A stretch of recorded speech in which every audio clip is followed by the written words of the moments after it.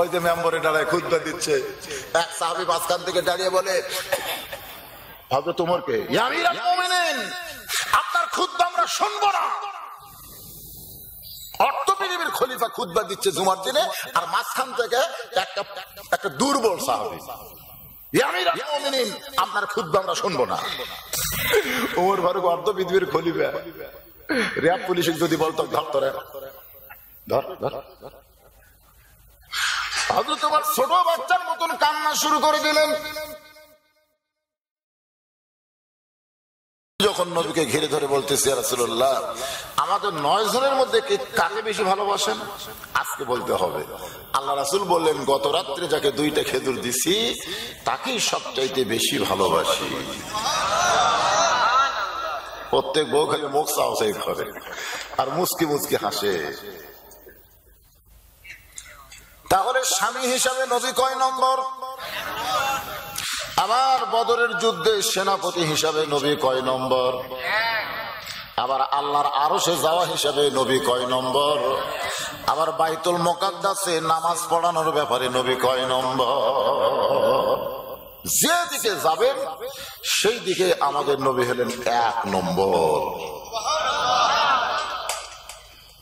মনের ঘরে তালা দিয়া চাবি নিয়া আছেন সাই, আমি অধম সাধ্য কি তার হুকুম ছাড়া বাইরে যাই, হুকুম ছাড়া বাইরে যাই। আমার 2 কান্দে 2 মোহরি, লেখিতেছেন ডায়েরি, দলিল দেখে রায় দিবে, টাকা পয়সার নাই কারবার। সবাই বলেন আছেন আমার মুখতার, আছেন আমার ব্যারিস্টার, সেই বিচারের হাইকোর্টেতে তিনি আমায় করবেন পার।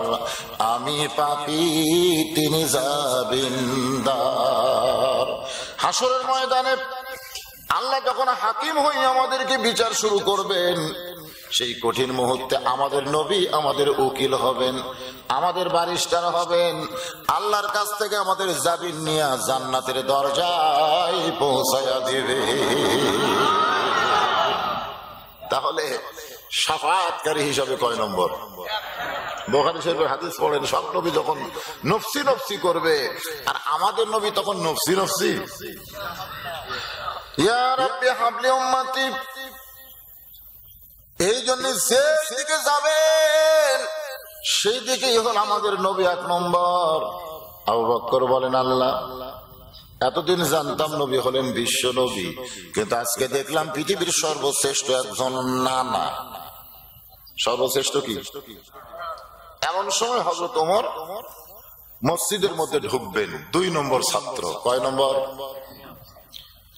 ঢোকার সময় বলতে চাও, আবু বকর ভাই, আপনি ভিতরে না ঢুকে দরজা দাঁড়িয়ে আছেন কেন জানতে চাই। আপনার কামই হলো আজান দেওয়ার পরে সর্বপ্রথম মুসল্লি হিসাবে মসজিদে প্রবেশ করে, তার নাম কি? আবু বকর। জোরে কান, তার নাম কি? আবু বকর। তো আপনি ভিতরে না ঢুকে দরজা কেন? আবু বকর বলতেছে, ওমর, একটাবার ভিতর দিকে তাকায় দেখো। হযরত ওমর ভিতর দিকে তাকায় দেখে আফসোস করে বলতেছেন, এই 2টা সন্তান বড় বেয়াদব হয়ে গেছে, এরা সব সময় নবীকে কষ্ট দেয়। ওমর ফারুক কিন্তু নানা হিসাবে দেখে নাই, দেখেছে নবী হিসাবে। ধরে কোন কি হিসাবে? এই 2টা সন্তান বড় বেয়াদব, এরা সব সময় নবীকে কষ্ট দেয়। নবীর দাড়ি ধরে টান মারা, নবীর মাথার টুপি খুলে ফেলে দেওয়া, এটা কি আদবি না বেয়াদবি? কার চোখে আদবি এটা? ওমর ফারুককে আপনারা চেনেন? ওমর ফারুকের কথার সাথে আল্লাহ একমত। পবিত্র কোরআনের 23টা আয়াত আল্লাহ হযরত ওমরের শানে নাযিল করেছে। জোরে কোন সুবহানাল্লাহ। যে ওমরের শানে রাসূল বলেছেন, আমার পরে কেউ যদি নবী হতো, লাউ কানা ওমর, আল্লাহ ওমরকে নবী বানায় দিত। জোরে কোন সুবহানাল্লাহ। ওমর আর একটা ডিগ্রি হলো ফারুক। ওমর একটা ডিগ্রি কি? ফারুক মানে কি? ন্যায় অন্যায়কে উনি পৃথক করতে পারতেন। ওনার শানে আল্লাহ বলেছেন, কুল জাল হক ওয়া যাহাকাল বাতিল ইন্নাল বাতিলা কানা যাহুকা। আল্লাহু আকবার। সে হযরত ওমর বলতেছেন, এই দুইটা সন্তান বড় বেয়াদব হয়ে গেছে, এরা সবসময় নবীকে কষ্ট দেয়। সঙ্গে সঙ্গে আমার দিকে তাকান, সঙ্গে সঙ্গে আবু বকর এভাবে শাহাদত আঙ্গুলি তুললেন। কোন আঙ্গুলি? শাহাদত আঙ্গুলি তুলে বলেন, ওমর, যেই কথা একবার বলেছো এই কথা আর তুমি দ্বিতীয়বার বলো না। ওমর ফারুক 3 ধাপ পিছনে গেছে। কয় ধাপ? যেখানে দাঁড়িয়েছিলেন ওখান থেকে 3 ধাপ পিছনে গেছে। 3 ধাপ পিছনে যাওয়ার কারণ হলো নরম মানুষ গরম হচ্ছে। আল্লাহ রাসূল বলেছেন, আমার 4 জন সাহাবী হলো 1 নম্বর। কয়জন? সাহাবীরা বললেন, হুজুর 4 জনে 1 নম্বর কেমনে হয়? আল্লাহ রাসূল বললেন, নরমে 1 নম্বর ওমর, আবু বকর। নরমে 1 নম্বর কে? আর গরমে 1 নম্বর হলো ওমর, সম্পদে 1 নম্বর হলো ওসমান, আর জ্ঞানে 1 নম্বর হলো হযরত আলী। তাহলে এক একজন এক এক দিক দিয়ে কয় নম্বর?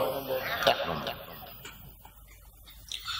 তাহলে সবচাইতে নরম মানুষটার নাম কি? বলা লাগবে, কথা বলা লাগবে। সবচাইতে নরম মানুষের নাম কি? আর সবচাইতে গরম মানুষের নাম কি? আপনারা বলেন তো, কোন মানুষ 3 ধাপ পিছনে গেছে?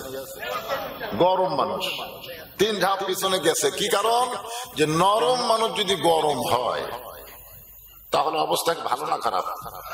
আমাদের বাংলাদেশের মানুষ কি নরম? একবার গরম হয়েছিল 71 সালে, ঠিক না? লাঠি সোঁটা যার যা আছে তাই না, কিন্তু রাস্তায় বের হয়েছিল, যার কারণে বাংলাদেশ স্বাধীন হয়ে গেছে। যেরকম ঠিক।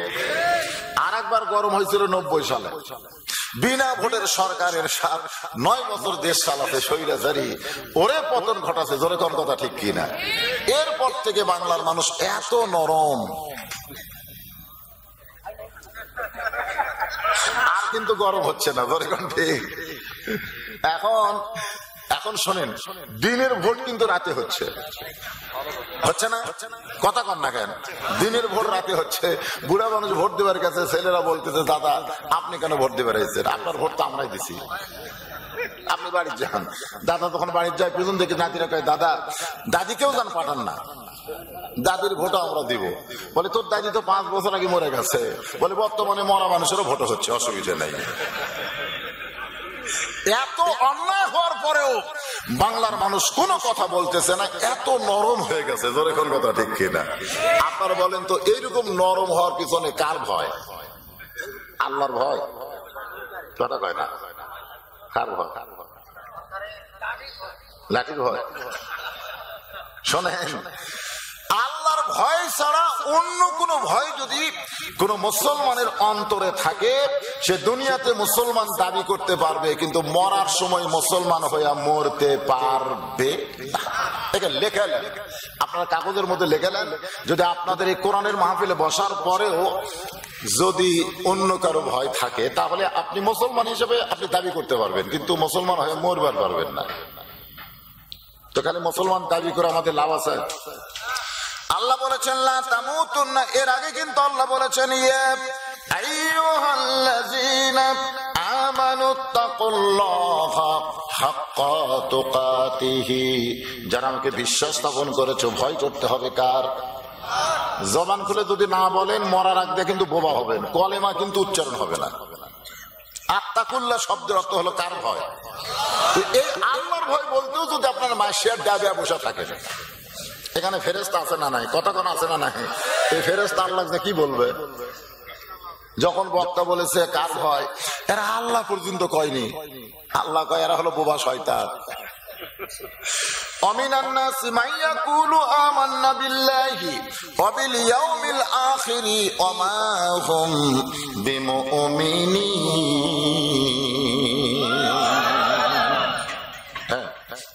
তাহলে ওমর ফারুক 3 ধাপ পিছনে গিয়ে বলতেছে, আবু বকর ভাই আপনি নরম মানুষ, এই হাড়ি পাল্লার যদি এরকম সাউন্ড হয় তো অসুবিধা তো না। না, এই পিছন সাইডে যে হারে বাড়াবাড়ি শুরু করছে, মাইকের সাইডে মনে হয় ওটার সাউন্ডই বেশি। বাজান আপনারা শব্দ কম করেন। আবু বকর ভাই আপনি নরম মানুষ, এত গরম হলেন কেন? আবু বকর বলে, ওমর সব সময় নরম থাকা জায়েজ নাই, মাঝে মধ্যে নরমকেও গরম হতে হয়। এটা কি আমি কইছি? নবীর মাদ্রাসার 1 নম্বর ছাত্র আবু বকর কইছে সব সময় নরম থাকা জায়েজ নাই, সব সময় নরম থাকা কথা কয় না। খালি নরম থাকার কারণে 30 টাকা কেজি পেঁয়াজ কিন্তু 300 গেছিল, খালি নরম থাকার কারণে। আমি একবার বলছিলাম এই হারে যদি পেঁয়াজের দাম বাড়ে কিছু একটা করা দরকার, তো আমাকে হুজুর জেলে যাবেন, দরকার পেঁয়াজ খাওয়া বন্ধ করেন, কিন্তু কথা কন না, যা হয় হয়ে থাকে, যা হয় হয়ে যাক। এটা কোনো মুসলমানের কথা হলো? যা হয় হয়ে যাক, আমরা কোনো কথা বলবো না। আচ্ছা, কথা বললে কি হবে? জেলত যাব। আপনি জানেন অন্যায়ের সঙ্গে কথা না বলে কেউ যদি আপোষ করে দুনিয়ার জেল থেকে আল্লাহ তাকে বাঁচাতে পারে, কিন্তু জাহান্নামের আগুন থেকে সে বাঁচবে না। তো আমাদের কাছে জেল বলো না জাহান্নাম বলো, কথা কর না কেন? ও জেল আপনারা দেখতে পাচ্ছেন, কিন্তু জাহান্নাম তো দেখতেছেন না। যা হয় হয়ে যাক বাবা, মরার পরে হোক, বাঁচতে আমরা কোনো কষ্ট সহ্য করব না, তাই নাকি? এটা কোনো মুসলমানের কথা হলো? মুসলমানের জন্য আল্লাহ বলেছেন বাল তুসিরুনাল হায়াতাদ দুনিয়া ওয়াল আখিরাতু খায়রু ওয়া আবকা।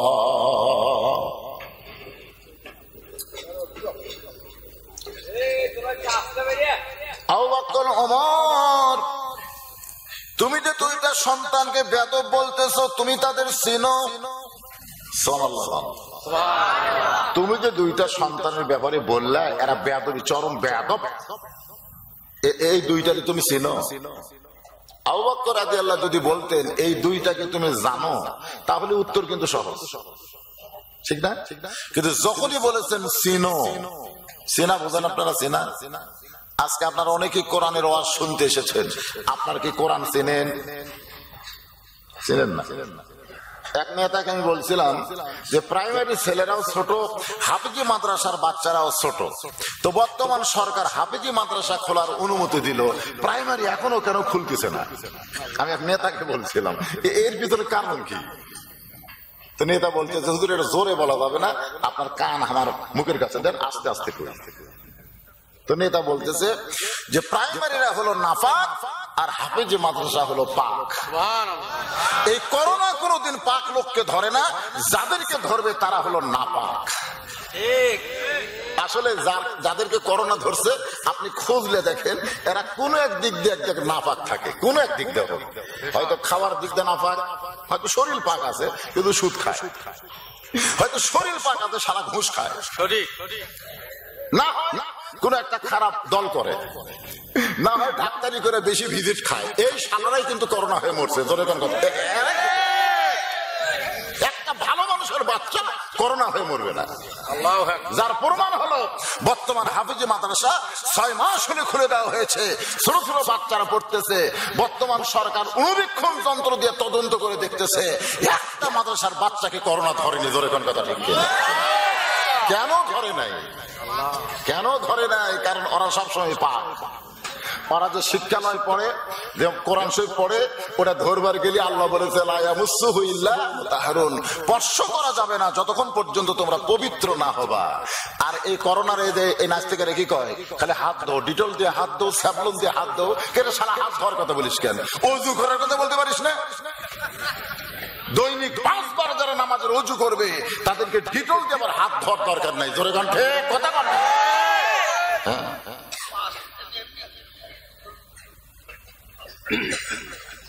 আল্লাহর ওলির দরবারে আছেন, হ্যাঁ, পাক পাঞ্জাতন বোঝেন আপনারা? একটু মনোযোগ দিয়ে শুনবেন। আবু বকর বলে ওমর, তুমি যে 2টা সন্তানকে বেয়াদব বললে তাদেরকে তুমি চিনো? যদি বলতো জানো তো উত্তর দেওয়া সহজ, কিন্তু যেই বলছে চিনো। আমরা বাংলার মুসলমান কিন্তু কোরআন জানি, কিন্তু কোরআন চিনি না। যদি আজকে কোরআন চিনতাম তাহলে প্রাইমারি গুলো সরকারি টাকায় চলতো না, কোরআনের মাদ্রাসা গুলো সরকারি টাকায় চলতো। জোরে কোন কথা ঠিক কিনা? আমরা একদম বাকদম ঘোলাডম সাজে ঢাক ঢোলক ঝাঁঝর বাজে এই মিথ্যা শিক্ষারে আমরা চিনে হেডমাস্টারকে মাস গেলে 35,000 টাকা বেতন দিই। আর জালিকাল কিতাবুল লা রাইবা ফিহি হুদাল লিল মুত্তাকিন, এই সত্য শিক্ষা যারা কোরআনের দেয় তার কি টাকা, তার কি কামাই করা লাগে ভিক্ষা করে করে, জোরে কোন ঠিক কিনা ভাই? সেই দেশের নাম হলো বাংলাদেশ। ওমর বলেন আবু বকর আমি চিনব না কেন? এরা দুইজন হলো আলী আর ফাতেমার সন্তান।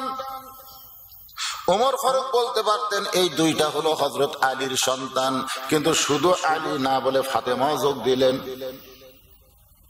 আমি যখন বিয়ে করছি 91 সালে, তখন কাজী সাহেব বললো যে আপনার বাপের নাম কি? আমি বাপের নাম বললাম, বিয়ে হয়ে গেল। বিয়ে কিন্তু শেষ। আমি বাড়িতে আসার পরে আমার মা বললো বাবা বিয়ে কিভাবে হলো? আমি কইলাম বিয়ে রেজিস্ট্রি হয়েছে মা। তো কিভাবে হলো? আমি বললো তোমার বাপের নাম কি? তো বাপের নাম বললাম, বিয়ে হয়ে গেল। আমার মাও আসল যে চোখ মুছতেছে। আমি বললাম মা চোখ মুছেন কেন? তোর বাপ তোর জন্য কি করছে রে? সেই বাপের নামটা দেওয়া হলো, আমার নাম নাই। আমি বললাম না মা, আপনার নাম কেউ জিজ্ঞাসা করেনি, লেখাও হয়নি। কিন্তু আমার জামাই যখন আমার মেয়ে বিয়ে করতেছে, তখন ওই কাজই বলতেছে যে আপনার বাপের নাম কি, আপনার মায়ের নাম কি? আমি চিন্তা করে গেলাম কে আমার বিয়া খেলে বাপ দেওয়া হলো, আর জামাইয়ের বিয়াত বাপও লাগলো মাও লাগলো, ব্যাপার কি? বর্তমান সরকারের যতগুলো ভালো কাজ আছে তার মধ্যে এ একটা ভালো কাজ, যে শুধু বাবা দেয়া কাম হবে না, মায়েরও দরকার আছে। জোরে কোন কথা ঠিক কিনা?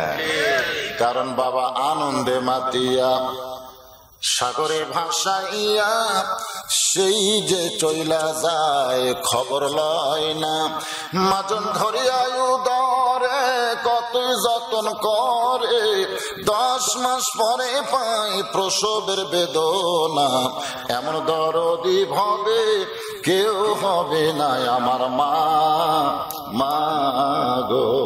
ইমাম গাজ্জালি বলেন যে প্রত্যেকটা যুবতী মেয়েদের মাস গেলে 3 দিন 5 দিন 7 দিন একটা অসুখ হয়, যে অসুখ হলে মেয়েদের নামাজ রোজা কোনো কিছুই করা ইবাদত করা যায় না। কিন্তু যখনই পেটে বাচ্চা আসে সঙ্গে সঙ্গে আল্লাহ অসুখটা বন্ধ করে দেয়। রে দুনিয়ার মানুষ, তোমরা কি জানো পেটে বাচ্চা আসার সঙ্গে সঙ্গে আল্লাহ অসুখ কেন বন্ধ করে দেয়? অসুখ বন্ধ করার বহু কারণের মধ্যে প্রধান কারণ হলো পেটে বাচ্চা আসার পরে মার যেন ইবাদতের কোনো কমতি না হয়। কারণ মায়ের ইবাদতের সাথে পেটের বাচ্চারও আল্লাহ সম্পর্ক করে দেয়। এই যে আপনারা ওয়াজ শুনতেছেন, আপনারাও কিন্তু মায়ের সন্তান। এই যারা হাড়ি পাল্লা বাজাচ্ছে ওরা কার সন্তান? আচ্ছা, ওরা ওয়াজ বাদ দিয়ে পাকশিক করা পছন্দ করলো কেন? না এমনি করে হবে নাকি? দলিল লাগবে না? এমনি করে হবে? মুসলমান এমনি কোনো কথা বলা যাবে না, প্রত্যেকটা কথার দলিল আছে। জোরে কোন ঠিক? এই যে মাইকের অপারেটর ইসলামের জলসা আছে, কোরআনের কথা হবে, তাও মাগরিবে এসে পড়েনি কেন? এটা ওর দোষ, আর কোনো দোষ না। এই জন্য একটা খ্রিস্টান নেপোলিয়ন বলেছে তোমরা একটা ভালো যে সন্তান চাও, ভালো একটা মায়ের দরকার। ভালো বাপ দিয়ে কাম হবে না, ভালো মাও লাগবে।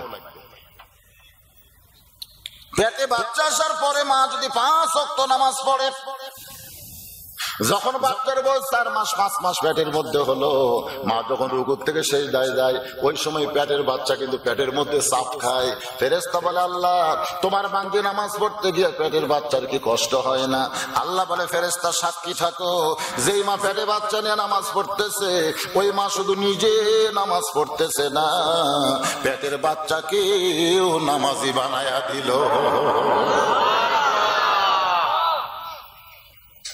আমার এলাকার এক ছেলে কয় হুজুর 11 মাস আমার খিদা কম, কিন্তু রোজার মাসে এত খিদা লাগে কেন? মানে 11 মাস আর খিদা কম, কিন্তু রোজার মাসে খালি খিদা লাগে। তো হুজুর কারণ কি? আমি বললাম তোর মা বাঁচা আছে? আছে। তোর মায়ের কাছে যা না, আমি মা কি যাই বলিস না কেন? যা, আমি এখানে বসে আছি, তুই 1 ঘন্টা পর আবার আসবি, তোর মা কি কয় খালি শুনে যা। আমার কথা মতো মায়ের কাছে বলতেছে, মা তো সারা বছরের 11 মাস আমার খিদা কম, তো রোজার মাসে খিদা বেশি খেয়ে। মা তখন বলতেছে, দোষ আমার না, দোষ হলো তোর দাদি। মা আবার বলতেছে, দোষ আমার না, দোষ হলো তোর দাদির। তুই যখন পেটে আসলি তোর দাদি আমাকে জোর করে রোজা থাকতে দেয়নি, যে রোজা থাকলে তুই নাকি পেটের মধ্যে শুকা দেবো, এই জন্য বেশি বেশি করে খাসি, খালি তোকে তাজা রাখার জন্য। তো রমজান মাসে আমিও খাসি, তুইও খাসু। এই পবিত্র রোজার মাসে পেটের মধ্যে তোর খাওয়ার অভ্যাস হবে, বা বেড়াতে তুই খাবুই রে। হাসতেছেন? আজকে যে ছেলেরা কোরআনের মাহফিলে বসেছে আর যে ছেলেরা মেলা ঘুরতেছে, দুই ছেলে সমান। ওরা যখন মায়ের পেটে ছিল, মা পেটত নিয়ে গোটা পাড়া ঘুরিছে। ওর আগে থেকে ঘোরার একটা ব্যারাম আছে, জোরেক্ষণ কথা। ওরা এক জায়গায় বেশিক্ষণ বসে থাকতে পারবে না। আল্লাহর বান্দার একটু মনোযোগ দেওয়া শোনেন। হযরত আলী বলতেছেন, এই দুইটা হলো আলী আর ফাতেমার সন্তান। আবু বকর বলে, ওমর শুধু আলী ফাতেমার সন্তান বললে হবে না, এদের আরো পরিচয় আছে। ওমর ফারুক বললেন, আবু বকর ভাই, এই দুইজনের অন্য কোন পরিচয় তো আমার জানা নাই। আবু বকর বলে, ওমর কত বছর বয়সে তুমি ঈমান গ্রহণ করেছো? ওমর ফারুক বললেন, 27 বছর বয়সে ঈমান গ্রহণ করেছি। আবু বকর বলেন, আমি 35 বছর বয়সে ঈমান গ্রহণ করেছি। এখন বলো ওমর, ঈমান গ্রহণ করার আগে তুমি কি ছিলে? ওমর ফারুক বললেন, আমি কাফের ছিলাম। আবু বকর বলেন, আমিও কাফের ছিলাম। হিসাব করে দেখো, তোমার জীবনে 27 বছর তুমি কুফরি হালে কাটাইছো, আমার জীবনে 35 বছর কুফরি হালে কাটাইছি। আর যে দুইটা সন্তানকে তুমি বেয়াদব বলতেছো, তারা জন্মসূত্রে জান্নাতি হয়ে জন্মেছে। ওমর ফারুক বলে, আবু বকর ভাই, এই চিন্তা তো আমি কোনোদিন করি নাই। আবু বকর, ওমর ভাবিয়া করিও কাজ, করিয়া ভাবিও না। কাউকে কিছু বলার আগে চিন্তা করার দরকার আছে। আমরা জন্মসূত্রে মুসলমান। জোরে বলেন কথা। রুহের জগতে আল্লাহ আমাদের রুহকে বাছাই করেছে। সুবহানাল্লাহ বলেন। তুই মুয়া রুহ আমরা নিয়ে আসি নাই। রুহের জগতে আমাদের রুহকে আল্লাহ পছন্দ করে মুসলমানের ঘরে কবুল করেছে। এই জন্য প্রশংসা হবে কার? আরো জোরে, জোরসে বলো। জোর হলো না, আরো জোরে। সবচাইতে বড় জিকির। হ্যাঁ, আল্লাহ বলতে কি আমাকে আপত্তি আছে? আল্লাহর প্রশংসা করার 2 নম্বর কারণ হলো, আল্লাহ আমাদেরকে বিশ্ব নবীর উম্মত করে কবুল করেছেন। শুধু মুসলমানের ঘরে কবুল করে নাই, বিশ্ব নবীর উম্মত হিসাবে কবুল করেছেন। কি মনে করতেছেন আল্লাহ ইচ্ছা করলে আদম নবীর উম্মত বানাবার পারতো? পারতো না? নূহ নবীর উম্মত বানাবার পারতো, ঈসা নবীর উম্মত বানাবার পারতো। তো অন্য কোন নবীর উম্মত না বানায়া আল্লাহ আমাদেরকে বিশ্ব নবীর উম্মত কেন করলেন? চিন্তা করছেন কোনদিন? একটু চিন্তা করা দরকার ভাই রে। কপাল ভালো, কপাল ভালো, অভ্যাস খারাপ। একটু মনোযোগ দিয়ে শুনবেন। বিশ্ব নবীর উম্মত হতে গেলে তার কোয়ালিটি সম্পর্কে আল্লাহ বলেছেন, কুনতুম খায়রা উম্মাতিন উখরিজাত লিন-নাস তা'মুরুনা বিল মা'রুফি ওয়া তানহাউনা আনিল মুনকার। আল্লাহু আকবার। আদম আলাইহিস সালাম রাস্তা দিয়ে যাচ্ছেন, যাওয়ার সময় দেখে তার বেটা শীশ আলাইহিস সালাম বসে আছে, কিন্তু বসার সাইজ নেই। এই যে এক চাদরওয়ালা ভাই বলছে, দেখে মুরব্বী আমার দিকে তাকায় থাকে। বক্তা দেখতে কালো হলে, চেহারার দিকে তাকায় থাকলে আল্লাহ জীবনের সগীরা গুনাহ মাফ করে দেয়। এই জায়গায় যতক্ষণ বসে থাকবেন বক্তার দিকে তাকায় থাকা লাগবে না। চোখত ঘুম ধরতেছে, ঘুম ছাড়ানোর ওয়াজ আমি জানি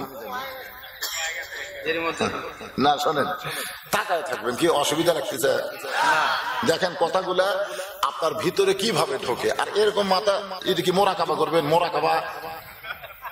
মোরাকাবারও টাইম আছে, সেটা ভিন্ন জিনিস। যখন আল্লাহর ওলিরা কোন সবকের মধ্যে আপনাকে বসায় তখন আপনি মোরাকাবা করবেন, কিন্তু এখন সবক হচ্ছে না, এখন আপনাদের সামনে তালিম হচ্ছে। ধরে কোন কি হচ্ছে? তালিম আর সবক আলাদা। একটু মনোযোগ দেবেন। তো বসে আছে শীশ আলাইহিস সালাম, বসার সাইজ খারাপ। আদম নবী বললেন, বাবা শীশ এরকম বেসাইজ হয়ে বসে আছো কেন? শীশ বলতেছে, বাবা আমার মধ্যে একটু গরম গরম ভাব। বলে কিসের গরম? বলে আপনি হচ্ছেন আল্লাহ নবী, আমিও আল্লাহ নবী, আর বউটা পাইছি জান্নাতের হুর, এই জন্য আমার মধ্যে একটু গরম হচ্ছে। গরম বোঝেন না? একটু ভাব। কারণ বাবাও নবী, বেটাও নবী, আর বউ কি জান্নাতের হুর। দুনিয়াতে বউ পাওয়া কি মনে করতেছেন? আদম বলে শীষ নবীর বেটা নবী না হইয়া, বেহেশতের হুরের স্বামী না হইয়া, আখির জাহানের পয়গম্বরের উম্মত যদি হতে পারতে, তোমার জীবন ধন্য হয়ে যেত। যেই কইছে তোমার জীবন ধন্য হয়ে যেত, সঙ্গে সঙ্গে শীষ আর বসে থাকে? লাভ দৌড়ছে, লাভ দুটো বলতেছে বাবা এটা একটা কথা হলো, নবীর বেটা নবী না হইয়া, বেহেশতের হুরের স্বামী না হইয়া, আখির জাহানের পয়গম্বরের উম্মত হলে জীবন ধন্য হতো, এটা একটা কথা?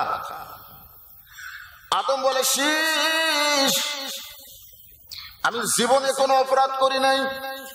আদম নবী কিন্তু জীবনে কোনো অপরাধ করে নাই। আদম নবী যেটা করেছেন সেটা হলো ভুল। কারণ কোন নবীর দ্বারা আল্লাহ কোনো অপরাধ করে নেই। আপনারা এই জিনিসটা খেয়াল করবেন, কোন নবীর দ্বারা আল্লাহ কোনো অপরাধ করে লাই নাই, এটা বলতে পারেন না লাই নাই। কারণ কুল্লু নাবিয়ুন মাসুমাইন, প্রত্যেকটা নবী হলো বেগুনা মাসুম। জোরে কান সুবহানাল্লাহ। তো শীষ বললেন বাবা আপনার ভুলটা কি?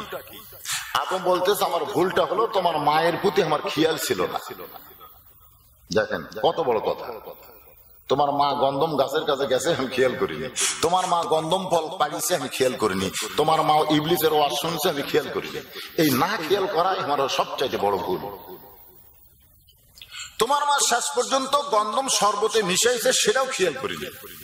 যখন আমাকে শরবত দিচ্ছে, শরবতে ওদের গন্ধম আছে, সেটাও আমার খেয়াল নেই। যখন আমি এক ঢোক খাচ্ছি, তখন দেখি তোমার মা মুচকি মুচকি হাসতেছে, তখন আমার খেয়াল আছে। আমি বললাম হাওয়া হাসো কেন? বলে হাসার কারণ হলো খিলেছি। কি করছে? সঙ্গে সঙ্গে আমি গলায় একটা চিপি দিলাম, এই জায়গায় এত জোরে টুটি চাইপা ধরলাম, এই ডান হাত কানা গলার মধ্যে ঢুকাই দিয়ে আমি রক্ত বমি করলাম। এরপরও আল্লাহ তাআলা আমাকে জান্নাত থেকে বের করে দিল। 1 বছর 2 বছর 350 বছর আদম নবী কেঁদেছে, যেটা আল্লাহর পছন্দ আমাদের জন্য দান করেছে কোরআনের মধ্যে। সকলে পড়েন রব্বানা যালামনা আনফুসানা ওয়া ইল্লাম তাগফির লানা ওয়া তারহামনা লানাকুনান্না মিনাল খাসিরিন। চোখের পানি পড়তে পড়তে এক সময় গালের গোস্ত পচে গেল, আমার ভিতরের হাড়গুলো প্রকাশ পাইল। এক সময় আমি আল্লাহর প্রতি বিরক্ত হয়ে বললাম, আল্লাহ সামান্য একটা ভুল করার কারণে এত কান্দা কান্দি, এরপরেও কি তুমি আমার তওবা কবুল করবা না? আল্লাহ ডাক দিল, আদম শুধু কাঁদলে হবে না, চিন্তা ভাবনা করে কাঁদতে হবে। শুধু কাঁদলে হবে না, কাঁদারও চিন্তা ভাবনা আছে না নাই? কাঁদতেছে একজন, সেরকম গজল গায়ের কান্দে, ইব্রাহিম কান্দে অগনি কুণ্ডে, ইসমাইল কান্দে সুরির তলে, বনবাসে পৈরারে কান্দে বিবি হাজেরা রে, আল্লাহ কান্দে জানি না। এই গজল গাচ্ছে, কানতে কানতে গাল ভিজা দিচ্ছে, একের চোখের পানিতে গাল ভিজা যাচ্ছে। ফেরেশতাকে আল্লাহ যে হারে কান্দা কান্দা গজল কয়, আর রেজাল্ট কি? আল্লাহ বলতে বিনা হিসাবে জাহান্নামী।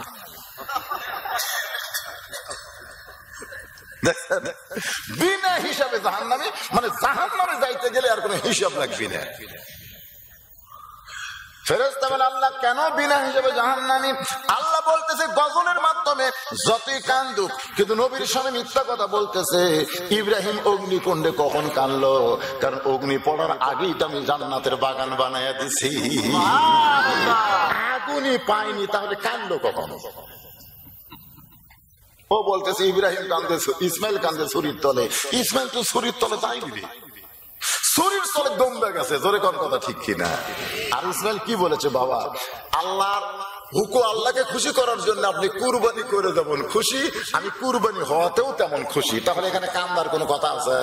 ইনশাআল্লাহ মাস সাবিরিন। আল্লাহ কোরআন শরীফের মধ্যে বলে দিয়েছেন। তাহলে নবীর সামনে মিথ্যা কথা বলে যারা কানবে, যতই কান্দুক ওই কান্দায় কোনো কাম হবে না।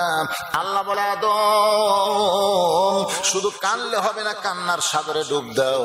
আদম বলে শীষ সাগরে ডুব দিয়ে দেখি জান্নাতের দরজায় সোনালী অক্ষরে খোদাই করে লেখা আছে লা ইলাহা ইল্লাল্লাহ মুহাম্মাদুর রাসূলুল্লাহ।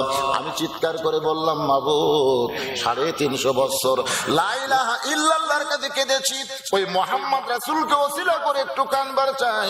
আল্লাহ কয় আদম আর কান্দা লাগবে না, ওই নামটা ধরার সঙ্গে সঙ্গে আমি তোমার তওবা কবুল করে নিলাম। আদম বলে শেষ। একটা ভুল করে 350 বছর কান্নার পরে ওই নবীর উসিলায় আল্লাহ আমার তওবা কবুল করেছে। আর ওই নবীর উম্মতেরা যদি সারা জীবন পাপ করে, ভুল না আমাদের কথা বলতেছে, ওই নবীর উম্মতেরা যদি সারা জীবন পাপ করে, জীবনের কোন এক প্রান্তে সে মাছির মাথার মতন সামান্য পানি চোখের কোনায় বের করে যদি বলে আল্লাহ মাফ করে দাও, ওই নবীর উম্মত হওয়ার খাতিরে আল্লাহ সঙ্গে সঙ্গে তার জীবনের তামাম গুনাহ মাফ করে দেবে। এখন বলেন আমাদের ভাগ্য কত ভালো যে বিনা দরখাস্তে বিনা চাওয়ায় আল্লাহ সেই নবীর উম্মত হিসেবে আমাদের কবুল করেছে। তাহলে প্রশংসা করবো কার? আরো জোরে। 1 নম্বর কারণ হলো জন্মসূত্রে মুসলমান, 2 নম্বর হলো বিশ্ব নবীর উম্মত, 3 নম্বর হলো যে কোরআন থেকে আপনারা ওয়াজ শুনবেন, যে কোরআন থেকে আপনারা ওয়াজ শুনবেন। আপনারা বলেন তো 104 খানা কিতাব আল্লাহ আসমান থেকে দুনিয়াতে পাঠাচ্ছে, 103 খানা কিতাবের মধ্যে ভেজাল ঢুকছে। মানে নবীরা গেছে, সাথে সাথে নবীর উম্মতেরা ইচ্ছা মতো কম বেশি করছে। জাবুর কন, তৌরাত কন, ইনজিল কন, যেটা ভালো লাগছে থসে, যেটা খারাপ লাগছে কেটে বাড়তেছে। নবী যাওয়ার সাথে সাথে নবীর উম্মতেরা এই ভেজাল ঢুকেছে। কিন্তু 1500 বছর আমাদের নবী দুনিয়া থেকে চলে গেছে, এরপরেও কোরআনের একটা নোক্তা পর্যন্ত এখন পর্যন্ত কেউ কম বেশি করতে পারছে? কেন পারে নাই? এই কারণেই পারে নাই কারণ অন্য কিতাব সম্পর্কে আল্লাহ কিছুই বলে নাই, কিন্তু কোরআন সম্পর্কে আল্লাহ বলেছেন ইন্না নাহনু নাযালনায যিকরা ওয়া ইন্না লাহু লাহাফিজুন।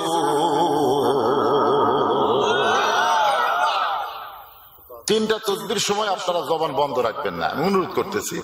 একটা হলো সুবহানাল্লাহ, একটা হলো আলহামদুলিল্লাহ, আর একটা হলো আল্লাহু আকবার। আল্লাহ রাসূল বলেছেন সাহাবীরা এই 3টা তাসবিহ অনায়াসে যারা সবসময় উচ্চারণ করে, আমি রাসূল বলতেছি সে যত বড়ই পাপী হোক না কেন, মরার সময় সে জান্নাতি হয়ে মরে। সাহাবীরা বললেন হুজুর এটা একটু ফ্রেশ করে আমাদের বুঝাই দেন। আল্লাহ রাসূল বললেন কেবলমাত্র জান্নাতি মানুষরাই এই 3টা তাসবিহ অনায়াসে উচ্চারণ করতে পারে। তার মধ্যে সুবহানাল্লাহ আলহামদুলিল্লাহ এই 2টার উপরে শয়তান বেজার হয় না। আপনি যতই সুবহানাল্লাহ বলেন শয়তান বেজার হবে না, আলহামদুলিল্লাহ আলহামদুলিল্লাহ শয়তান বেজার হবে না। কিন্তু আল্লাহু আকবার যখন কবেন, ওরে বাবা রে, শয়তান মারে দৌড়। তাহলে কি বোঝা গেল? সুবহানাল্লাহ আলহামদুলিল্লাহতে শয়তান বেজার হয় না, কিন্তু আল্লাহু আকবারে কথা কয় না। সবচাইতে খুশি হয় আল্লাহ, আর সবচাইতে বেজার হয় কে? শয়তান। আর যাদের মধ্যে শয়তানি আছে, যারা শয়তানের দল করে, তারা আল্লাহু আকবার কয় না। আমাদের বাংলাদেশের সবচাইতে বড় বড় দল আওয়ামী লীগ, বিএনপি, জাতীয় পার্টি, এদের মধ্যে আল্লাহু আকবার স্লোগান আছে? কথা কেন আছে? তার মানে ওরা কোনো আল্লাহর দল করে না, এরা শয়তানের দল করে, এই ব্যাপারে কোনো সন্দেহ। আওয়ামী লীগের কোন কর্মী যদি মিছিলের মধ্যে একবার আল্লাহু আকবার হয়ে ওঠে, সাথে সাথে বাদ দিবি, জোরে খান কথা, এই কি করলি রে? আমাকে এই মাহফিলের মধ্যে যাদের ভিতরে শয়তানি আছে, ওরাও আল্লাহু আকবার কর পারবে না, মাস্টার নেবে বসে থেকে। এখন কোরআনের আয়াত যখন শেষ হবে, ফাইজা তুলিয়াত আলাইহিম আয়াতুহু যাদাতুহুম ঈমানান। আল্লাহ বলেছেন কোরআনের আয়াত যখন তেলাওয়াত হয়, এই তেলাওয়াতের কারণে ঈমান বেড়ে যায়। তো ঈমান বাড়া কি চুপ থাকা? ওই সময় আপনারা বলবেন আল্লাহু আকবার। আমি যতবার আয়াত তেলাওয়াত করে শেষ করব, সঙ্গে সঙ্গে আল্লাহু আকবার বলবেন। যারা বলবেন না নিজেই আপনি বুঝবেন বিবেক দিয়ে যে আমি শয়তান। কারা কারা বলবেন কারা কারা বলবেন না আপনারা সিদ্ধান্ত নেন। তারপর কোনো ওয়াজ আছে? হ্যাঁ ঠিক আছে। আল্লাহর প্রশংসা করার 3 নম্বর কারণ হলো যেই কোরআন শরীফ আমরা পেয়েছি সেই পবিত্র কোরআন হেফাজতের দায়িত্ব কার? আল্লাহ। সেখান থেকে আমি একটা আয়াত তেলাওয়াত করেছি আমাদের কাহালুতে। এরা তো কি, এরা আদমদিঘি বগুড়া জেলার মধ্যে। আমাদের কাহালুতে কোনো মানুষ যখন মরে, মরার খবর শুনেই সকলে বলে ইন্না লিল্লাহি ওয়া ইন্না ইলাইহি রাজিউন। আপনাকে এই আদমদিঘির খবর কি? মাশাআল্লাহ, একই না? তাহলে এই আয়াতের উপরে কিন্তু ওয়াজ হচ্ছে। ইজা আসাবাতুহুম মুসিবাতুন ক্বালু ইন্না লিল্লাহি ওয়া ইন্না ইলাইহি রাজিউন। শুরু হয়ে গেল। এখন আপনারা শাব্দিক অর্থ শোনেন, তারপরে তাফসীর হবে। ইজা মানে যখন, ইজা মানে আসাবাতুহুম মুসিবা, হুম মানে তাদের উপর, তোমাদের উপরে যখন কোনো বিপদ আপদ মুসিবত আসবে, ক্বালু তখন তোমরা বলবে ইন্না লিল্লাহি ওয়া ইন্না ইলাইহি রাজিউন। এখন আপনারা বলেন যে ভাই যে মুখত মাস্ক দেয়া আছে, ভাই মুখত মাস্ক দেয়া আছে, আচ্ছা এই মাস্কটা কিসের, রহমত না বিপদ?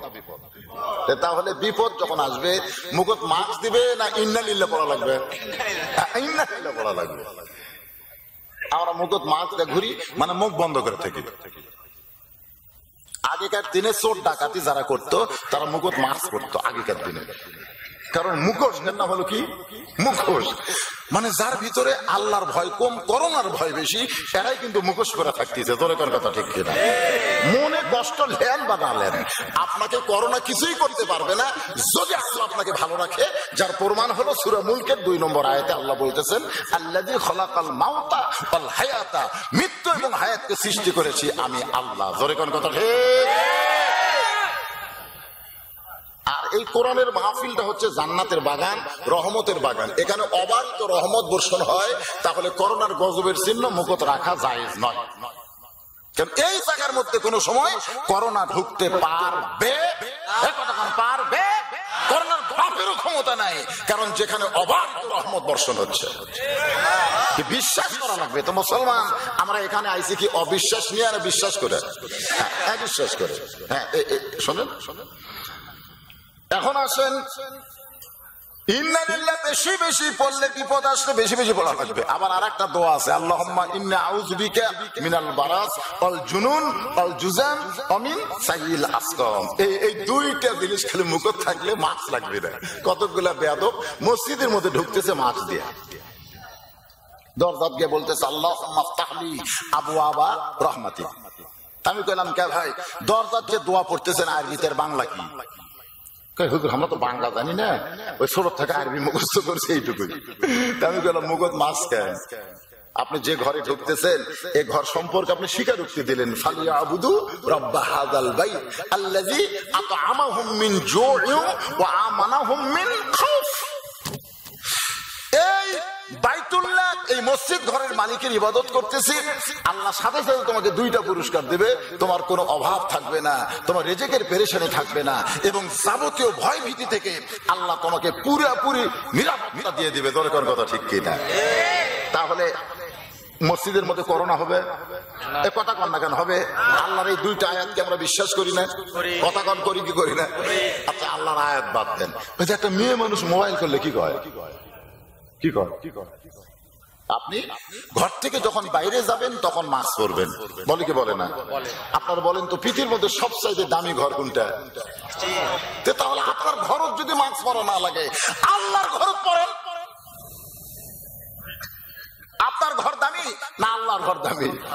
তো যারা মসজিদে মাস্ক পরে নামাজ পড়ে ওরা কিন্তু মরার সময় বেঈমান হয়ে মরে যাবে, খালি এই 2টা আয়াত অস্বীকার করার কারণে।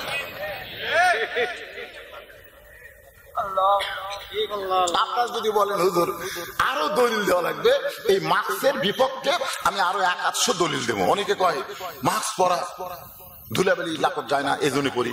তুই 2 বছর আগে পড়িস নি কে? তখন কি ধুলাবালি বাংলাদেশে আসলো না?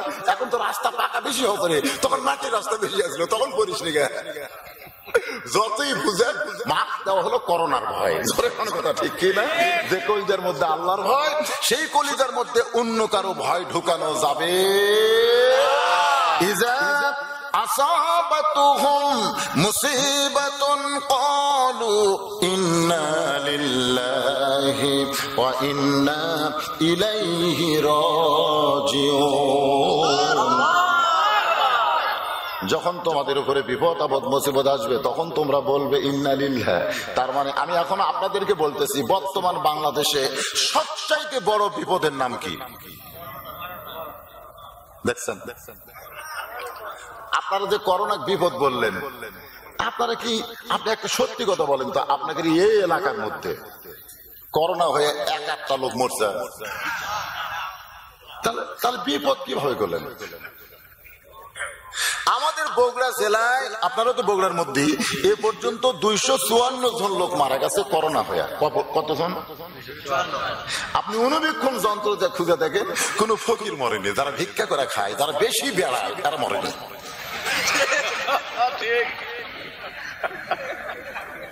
অনুবীক্ষণ যন্ত্র দিয়ে তন্ন তন্ন করে খুঁজে দেখেন যে করোনা হয়ে একটা ফকিরও মরেনি। যারা সবসময় ঘুরে বেড়ায় ওরা মরছে।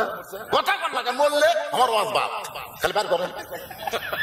2 নম্বর হলো যারা অটো ভ্যান চালায়, রিক্সা ভ্যান চালায়, এদের মধ্যে কেউ মরেনি। 3 নম্বর যারা হাজরা খাটে, কামলা দেখায়, এরাও মরেনি। 4 নম্বর যারা ঘাস নিয়ে যায়, ধান নিয়ে যায়, কৃষক মানুষ, ওরাও মরেনি। তাহলে 254 জনের মধ্যে বললো কে? খুঁজলে দেখেন যারা ঘুষ খাচ্ছে, যারা সুদ খাচ্ছে, যারা হারাম রাজনীতি করেছে, বুক এই জায়গা, পেট এই জায়গা, বড় বড় ডাক্তার টাকা বেশি খাচ্ছে, এরাই বেশি মরিছে। এইরকম খারাপ মানুষ যে রোগে মরে, এইটা কোনোদিন গজব হতে পারে না। এইটাই হচ্ছে আল্লাহর রহমত। জোরে কার কথা, এইটার নাম কিন্তু গজব কয়। পৃথিবীর সবচাইতে খারাপ দেশ হলো আমেরিকা। জোরে কোন কথা ঠিক কিনা? যারা খালি অ্যাটম বোম মারে, হাইড্রোজেন বোম মারবে, খালি সব সময় দেশের সাথে গন্ডগোল লাগানোর জন্য যারা পটু, তাদেরকে আল্লাহ করোনা দিয়ে ব্যাসাইজ করে দিয়েছে। জোরে কোন কথা ঠিক কিনা? তাহলে করোনা গজব কি করা হয়?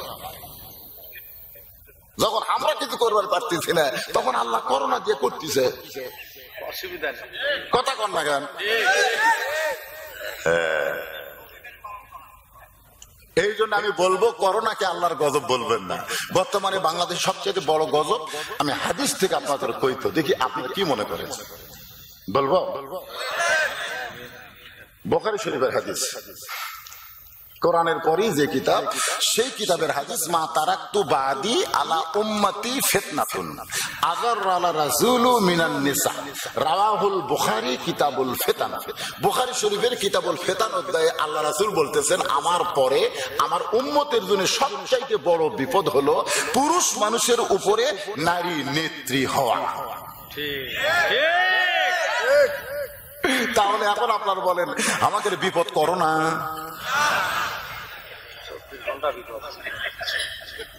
না, এটা কি আমার কথা না রাসূলের কথা? 1400 বছর আগে রাসূল এ কথা বলেছে, মা তারাকতু বাদি আলা উম্মতি ফিতনাতুন, আমি চলে যাওয়ার পরে আমার উম্মতের জন্য সবচাইতে বড় বিপদ কি?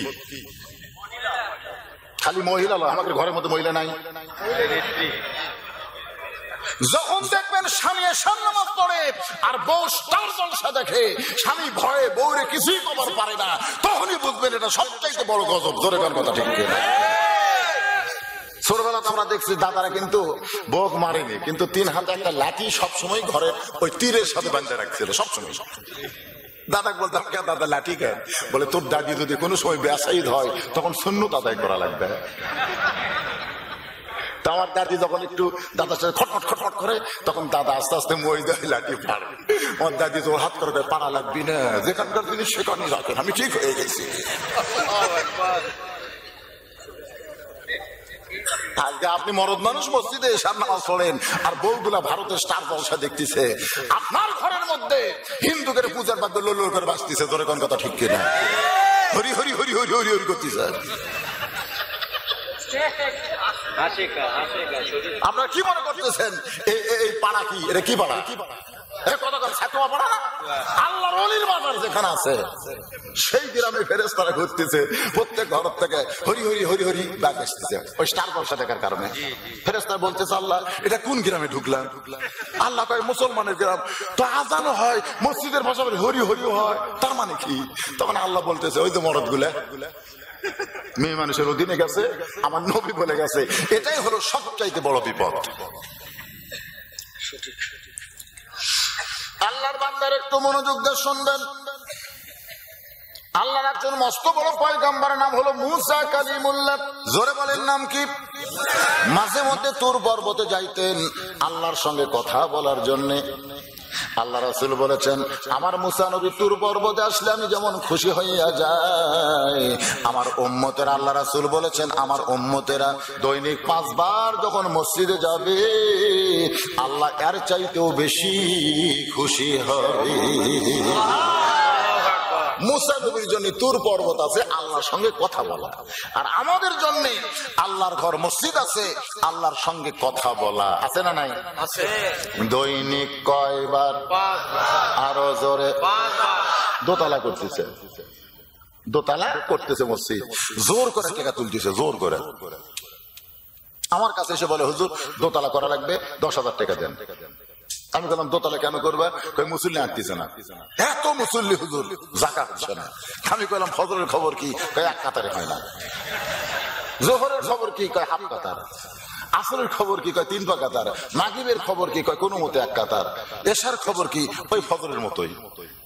তাহলে মসজিদের মধ্যে কয় কাতার? 9 কাতার। এখন পর্যন্ত তুমি 2 কাতার হওয়ারই মুসল্লি দিবার পারলা না, তাহলে দোতলা করবা কেন? তখন বলছে যে হুজুর ওই যে জুমার দিনে সবার শেষে শেষে আগে যায় ওই শালাকের জন্য দোতলা করা লাগতেছে। 5 ওয়াক্ত বাদ দিয়া যখন জুমার নামাজ পড়ার জন্য মানুষ মসজিদে যাবে বুঝবেন এটাই হলো সমাজের সবচাইতে বড় বিপদ। জোরে কোন কথা ঠিক কিনা? কি মনে করতেছেন? কি 5 ওয়াক্ত মুসল্লি নাই? এই যে রজব চাঁদ গেল, রজব চাঁদে 26 তারিখ দিবাগত রাত্রে রাসূল মেরাজ করেছেন জুমার নামাজের জন্য। কথা কন না কেন? জুমার নামাজের জন্য হাদিসে বলা হয়েছে মান তারাকা সালাতু মুতাম্মিদান ফাকাদ কাফারা। 1 ওয়াক্ত নামাজ, এই 5 ওয়াক্তর 1 ওয়াক্ত নামাজ কেউ যদি অস্বীকার করে, 1 ওয়াক্ত নামাজ যদি তরক করে সঙ্গে সঙ্গে সে কাফের হয়ে যায়। দোতলা করতেছে জুম্মার জন্য। সমাজের সবচেয়ে বড় বিপদ হলো মসজিদে 5 ওয়াক্ত নামাজ না হওয়া। ইন্না লিল্লাহ কখন পড়বেন? আল্লাহর বান্দার একটু খেয়াল করেন। তুর পর্বতে মুসা নবী আল্লাহর সঙ্গে গল্প করবে, এক ফাঁকে আল্লাহ ডাকতে বলে মুসা তোমার খবর কি? মুসা বলতেছে আলহামদুলিল্লাহ। তো এখন যদি আমি বলি আপনারা কেমন আছেন, তা আপনারা বলেন আলহামদুলিল্লাহ, তা আপনাদের মধ্যে কি একটু বলা দরকার নাই হুজুর আপনি কেমন আছেন? বলার দরকার আছে না নাই? তো যখন আল্লাহ মুসাকে বলতেছে মুসা খবর কি? মুসা বলতেছে আলহামদুলিল্লাহ। তখন মুসা বলতেছে আল্লাহ আপনার খবর কি? তখন আল্লাহ বলতেছে, মুসা বলতেছে আল্লাহ আপনি কেমন আছেন, আপনার খবর কি? কেন একলা একলা বসে থাকেন, আপনার আশেপাশে কাউকে যাওয়া দেন না। মানে আল্লাহর আশেপাশে কিন্তু যাওয়ার ক্ষমতা কারো নেই। সেটা লাইলাতুল মেরাজে নবী দেখিছে যে জিবরাইল পর্যন্ত না, এমন এক জায়গায় আল্লাহ আছে ওই জায়গায় যাওয়ার ক্ষমতা খালি একজনকে আল্লাহ দিয়েছে, ওরাফানা লাকা যিকরা, যিনি হচ্ছেন আমাদের নবী। যেরকম সুবহানাল্লাহ। মুসা বলতেছে আল্লাহ আপনি কেমন আছেন? আল্লাহ বলে মুসা আমি আল্লাহ কেমন আছি যদি জানবার চাও তাহলে বাংলা দেশে যাও নাকি? আল্লাহ অবশ্য তা বলেনি, আল্লাহ বলেছে ইযহাব ইলা ফিরাউন ইন্নাহু তাগা। তো বর্তমানে বাংলাদেশে আল্লাহ কেমন আছে জিজ্ঞাসা করা হচ্ছে। ভাই এই যে সাইডে দেখো এটা আমার বড় ভাইয়ের, ও দেখতেছেন না হুজুর ওই সাইডটা সব আমার, পিছনের সাইড আমার চাচার, আর এই সাইড আমার বাপের। এলাকার মধ্যে পাওয়া দেওয়ার জায়গা কারো নেই। তো সবই যদি তোমাদের জায়গার হয় আল্লাহর কোনটা? বলে আল্লাহটা দেখবার গেলে 2 মিনিট হাঁটা লাগবে হুজুর। আল্লাহ দেখবার গেলে কয় মিনিট হাঁটা লাগবে? যে চলো যাই। 2 মিনিট হাঁটার পরে মসজিদের সামনে যা বলছে যে হুজুর এখানেও আল্লাহর কিছু ছিল না, এখানেও আল্লাহর কিছু ছিল না। এই যে মসজিদ দেখতেছেন এই 10 শতক আমার চাচা আল্লাহর দান করছে, মানে এখানেও আল্লাহর কিছু ছিল না, এই 10 শতক আমার চাচা আল্লাহ দিছে। তখন ফেরেশতা করছে আল্লাহ এটা কোন দেশ আল্লাহ, যে দেশে তোমার কিছুই নাই ওর চাচা দিছে তুমি পাচ্ছো, এই দেশের নাম কি? আল্লাহ বলতেছে ওই দেশের নাম হলো বাংলাদেশ। ওই দেশে আমি আল্লাহর চাইতে গরিব কেউ নাই রে। বর্তমানে বাংলাদেশে আল্লাহ ধনী না গরিব? এ কথা কন না কেন, ধনী না গরিব? যদি আমরা দেই তাহলে আল্লাহ পাই, আমরা না দিলে আল্লাহ পাই না। অথচ আমরা সকলেই সূরা মুলকের প্রথম আয়াত পড়বো, যারা জানি তারাও পড়বেন, আর যারা জানেন না তারা চুপটি করে শুনবেন। তাবারাকাল্লাযী বিয়াদিহিল মুলকু ওয়া হুয়া আলা কুল্লি শাইইন কাদির। গোটা পৃথিবীর রাজত্ব, কর্তৃত্ব, মালিকানা কার হাতে? সমস্ত ক্ষমতার মালিককে। আল্লাহ বলে মুসা আমি কেমন আছি জানবার যদি চাও তাহলে ফেরাউনের কাছে যাও, ইন্নাহু তাগা। মুসা বলতেছে আল্লাহ আমি ফেরাউনের কাছে যাব, তো যাওয়ার আগে আপনার কাছে একটা প্রশ্ন করব, আপনি কি উত্তর দিবেন? আচ্ছা মুসা যে আল্লাহকে প্রশ্ন করবে, প্রশ্ন করার আগে আল্লাহ জানি কি জানে না? তারপরেও আল্লাহ শুনবার চাচ্ছে। ঠিক আছে মুসা কি প্রশ্ন করবা? মুসা বলতেছে আল্লাহ আমার প্রশ্ন হলো আমার যা আছে আপনার তা নাই। আল্লাহ বলছে আরেকবার কও। মুসা বলতেছে আল্লাহ আমার যা আছে আপনার তা নাই। আল্লাহ বলে মুসা তোমার এমন কি আছে যেটা আমি আল্লাহর নাই? মুসা বলতেছে আল্লাহ আমার মৃত্যু আছে কিন্তু তোমার মৃত্যু না। আল্লাহ বলতেছে ঠিকই তো তাই রে। মুসা বলতেছে আল্লাহ আপনি বড় বিপদে আছেন। আল্লাহ বলে মুসা আমার বিপদ কি? আল্লাহ বলতেছে আপনার বিপদ হলো আপনি মারতে পারবেন কিন্তু মরতে পারবেন না, কারণ মরার মধ্যে যে মজা আছে সেই মজা আমি মুসা পাবো কিন্তু আপনি পাবেন না। আল্লাহ কয় মুসা মরার মধ্যে আবার কি মজা? কুল্লু নাফসিন যায়িকা মানে কি বোঝা লাগবে রে। কুল্লু নাফসিন যায়িকা মানে কি স্বাদ, স্বাদ মজা।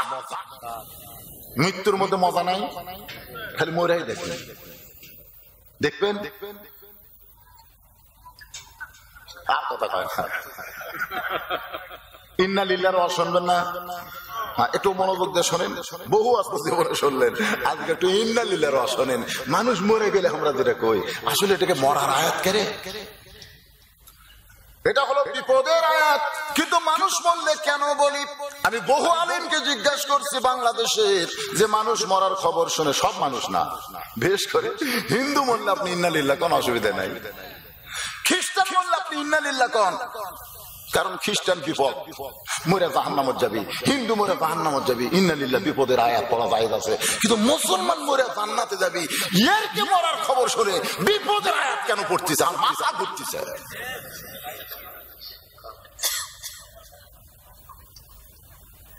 কি মনে করতেছেন? আসেন একটু শোনেন। আল্লাহ বলে মুসা মৃত্যু তোমার কাছে কেমন মনে হয়? মুসা বলতেছে আল্লাহ মৃত্যু আমার কাছে সবচাইতে বড় নিয়ামত। জোরে কোন সুবহানাল্লাহ, একটু জোরে কোন। মরা যখন লাগবেই ভাই, মরার ভয় আমাদের কলিজায় থাকবে না, আমাদের কলিজায় একমাত্র আল্লাহর ভয় থাকবে। জোরে ঠিক। কোন মরার ভয় মুসলমান করবেন না। মুসলমান মরার ভয় করার কারণে তো বাতিলের সঙ্গে আপোষ করে বেঁচে আছে। একটাই চিন্তা, মরবো না রে, মরবো না রে। তুমি যতই চেষ্টা করো মরার থেকে তুই বাঁচতে পারবা। 3টা রহমান ক্ষমতার থেকে মরছে, 3টা রহমান ক্ষমতার চেয়ারের থেকে মরছে। একটা হলো বঙ্গবন্ধু শেখ মুজিবুর রহমান, একটা হলো জিয়াউর রহমান, আর একটা হলো জিল্লুর রহমান। এই 3টা রহমান প্রেসিডেন্ট থাকা অবস্থায় মারা গেছে। তো প্রেসিডেন্ট যদি মরে যায় আমরা তুই আমি আপনাদের খবর আছে? মরা যখন লাগবে আল্লাহর অলির আঙ্গিনা এসেছেন, একটু মনোযোগ দিয়ে শুনবেন। মুসলমান যারা হবে তাদের মৃত্যুটা কেমন? মুসা বলতেছে, আল্লাহ দুনিয়াতে যত নিয়ামত দান করেছেন সবচাইতে উত্তম নিয়ামতের নাম হলো মৃত্যু। আল্লাহ বলে, মুসা মানুষ মরবার চায় না, সেই মৃত্যু তোমার কাছে উত্তম মনে হওয়ার কারণ কি? মুসা বলতেছে, আল্লাহ কারণ হলো তিনটা। জোরে বলেন কয়টা? এই তিনটা কারণ বলার আগ দিয়া আমার মা বোনেরা যারা পর্দার অন্তরালে বসে আছেন এদের আবার ধৈর্য কম। জোরে কোন কি কম? ওরা চিন্তা করবে হুজুর কি ওয়াজ শুরু করলো, এই ওয়াজের মধ্যে তো আমাদের কোনো গল্প আসতেছে না। আমি সেই মা বোনদেরকে একটু ধৈর্য ধারণ করার জন্য 10টা মিনিট একটু ওয়াজ করবো, অসুবিধা আছে? তারপরে মুসা মৃত্যুকে পছন্দ করে কয় কারণ? এই তিনটা কারণ আজকে শুনবেন, খালি বাড়ি যাবেন আর মনে হয় মরাই ভালো রে, মরাই ভালো রে, এই কথাই আপনার বলবেন। মরাই ভালো রে, বাঁচা থাকা ভালো না রে। আজকে খালি ওয়াজ শোনেন, এতদিন তো খালি চিন্তা করছেন বাঁচা লাগবি বাঁচা লাগবি, আর আজকে চিন্তা হবে মরা লাগবে। শুনবেন না? কিন্তু মেয়েদের ধৈর্য কম থেকে 10টা মিনিট ওয়াজ করি। গভীর রাতে আল্লাহর নবীর ঘুম ভেঙে গেছে। নবী ঘুম থেকে চেতন পাওয়ার কারণ হলো খাদিজাতুল কুবরা। আল্লাহ নবীর ডান হাতখানা এই বুকের মধ্যে নিয়ে ফোঁপায়ে ফোঁপায়ে কাঁদতেছে। রাসূল বলে, খাদিজা দুনিয়ার সবাই ঘুম পাড়ে অথচ আপনি কেন কাঁদতেছেন? খাদিজা বলে, রাসূলুল্লাহ আমার বয়স 61 হয়ে গেল, যে কোনো সময় আমার মৃত্যু হবে। হুজুর আমি মরে যাব, কিন্তু মরার আগে আমার কোনো খুশির খবর কি আপনি দিবেন না? কত বছর বয়স? 61 বছর বয়স। যে কোনো সময় আমি মরে যাব, আমি মরার আগে আমার জন্য খুশির কোনো খবর কি আপনি দিবেন না? আল্লাহ রাসূল বলে, খাদিজা এই দুনিয়াতে 10 জন পুরুষকে আল্লাহ জান্নাতের সার্টিফিকেট দান করেছে। খাদিজা বলে, হুজুর আমি আমার খবর শুনতে চাই, আপনি পুরুষের খবর কেন বলতেছেন?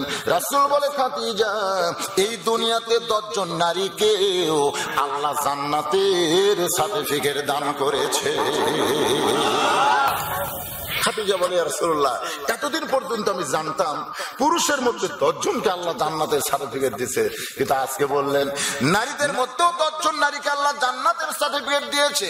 ওগো নবী আমি একটু জানতে চাই ওই 10 জন নারীর মধ্যে কি আমি খাদিজার নাম আছে? আল্লাহ রাসূল বলেন, খাদিজা পুরুষের মধ্যে 1 নম্বর জান্নাতি হলো আবু বকর,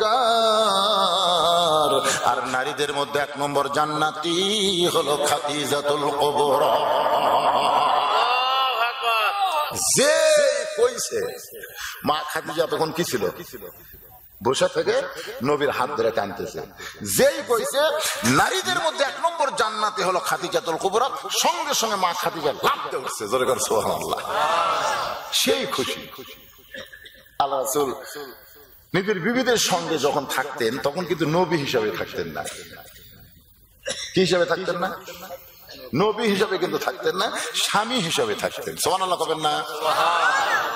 আমরা যখন বইয়ের কাছে থাকি তখন অনেক সময় কিন্তু আমরা হুজুর সাজি। আমি তখন ওয়াজত বের হবো, জুতা কোথায়? বউ দৌড়ে জুতা, জুতা খুলে কেন? এখন কেনা কুটি ভাবে আপিল দিয়ে মুছতেছে, ভয় ঠেলায় মুজে কুটি দৌড়ে মুজে নিয়েছে। এই তাড়াতাড়ি পাঁচ মুজে দিতে, ফাটা পাও তেল দে, এই পায়ের তলে তোর জান্নাত। সম্পূর্ণ ভুয়া কথা। এতদিন আমরা ভুয়াবাজি করছি, স্বামীর পায়ের তলে বইয়ের জান্নাত, এটা ভুয়া, এটা সম্পূর্ণ ভুয়া। এই ব্যাপারে কোনো হাদিস নাই। কিন্তু মায়ের পায়ের তলে সন্তানের জান্নাত, এটা হলো সত্য কথা। সুবহানাল্লাহ। মানে কোন পুরুষের পায়ের তলে জান্নাত নাই, জান্নাত আছে নারীর পায়ের তলে। সে নারী যদি আমার মা হয়। সুবহানাল্লাহ। আসতে করছেন কি?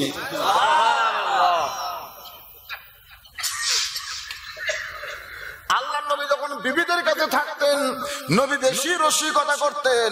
নবী যখন দুনিয়া থেকে বিদায় নিলেন, কিছু কতিপয় মেয়েরা এসে উম্মাহাতুল মুমিনিন আয়েশার ঘরে ঢুকলেন। মা, নবীর সম্পর্কে আমরা একটু জানবার চাই। নবী যখন দুনিয়া থেকে চলে গেছে, এই নবী সম্পর্কে আমরা একটু জানবার চাই। মা আয়েশা বললেন, দেখো 6 বছর বয়সে নবীর সঙ্গে আমার বিয়ে হচ্ছে। কয় বছর? 9 বছরে নবীর সংসার এসেছি। আমার যখন 18 বছর বয়স তখন নবী দুনিয়া থেকে বিদায় নিয়েছে। আমি তাহলে সর্বসাকুলে 9 বছর নবীকে দেখেছি। এই 9 বছরের মধ্যে আমি 9 বছর শুধু স্বামীকে আমার কাছে পেয়েছি, কিন্তু নবী হিসাবে দেখেছি মাত্র 3 বার।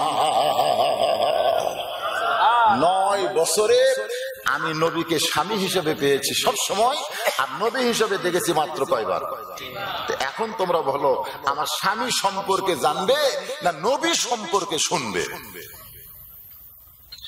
মা আয়েশা মেয়েদেরকে বলতেছে যে এখন তোমরা কি শুনবা, আমার স্বামী সম্পর্কে শুনবা না নবী সম্পর্কে শুনবা?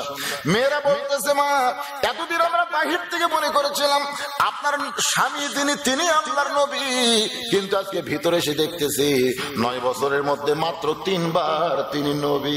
আয়েশা বলতেছেন, নবী যখন আমাদের কাছে থাকতো তখন নবী হিসাবে থাকা পছন্দ করতো না, স্বামী হিসাবেই তিনি পছন্দ করতে।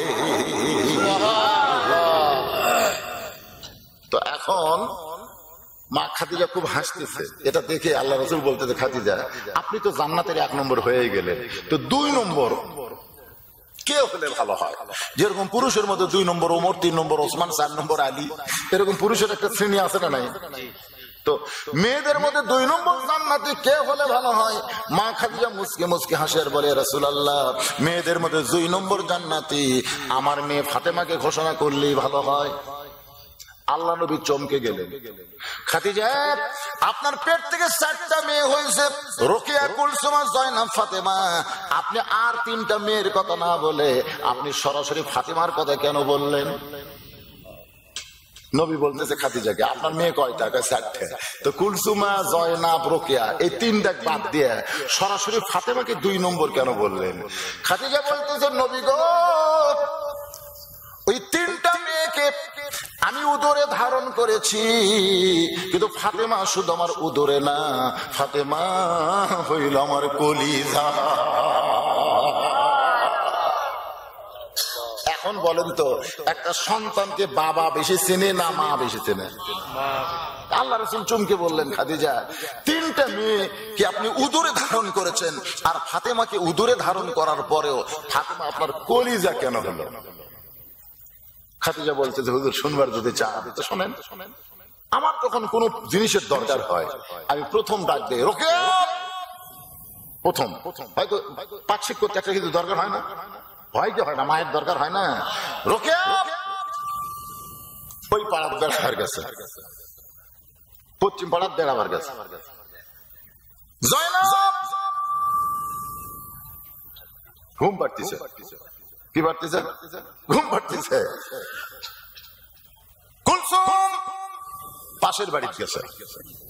এখন বলেন ওই 3টা আছে যে বলতে ফাতেমা লব্বাইক মা। খাদিজা বলেছে, যতবার আমি ফাতেমা বলেছি আজ পর্যন্ত কোনোদিন লব্বাইক ছাড়া অন্য কোন শব্দ শুনিনি। সুবহানাল্লাহ, সুবহানাল্লাহ। আল্লাহ রাসূল বলতেছেন, খাদিজা তাহলে ফাতেমা আপনার কলিজার ভিতরে? খাদিজা বলতেছে, ইয়া রাসূলুল্লাহ ফাতেমা শুধু আমার কলিজার টুকরা না, এক সময় ফাতেমা আমার বন্ধু হয়ে গেল।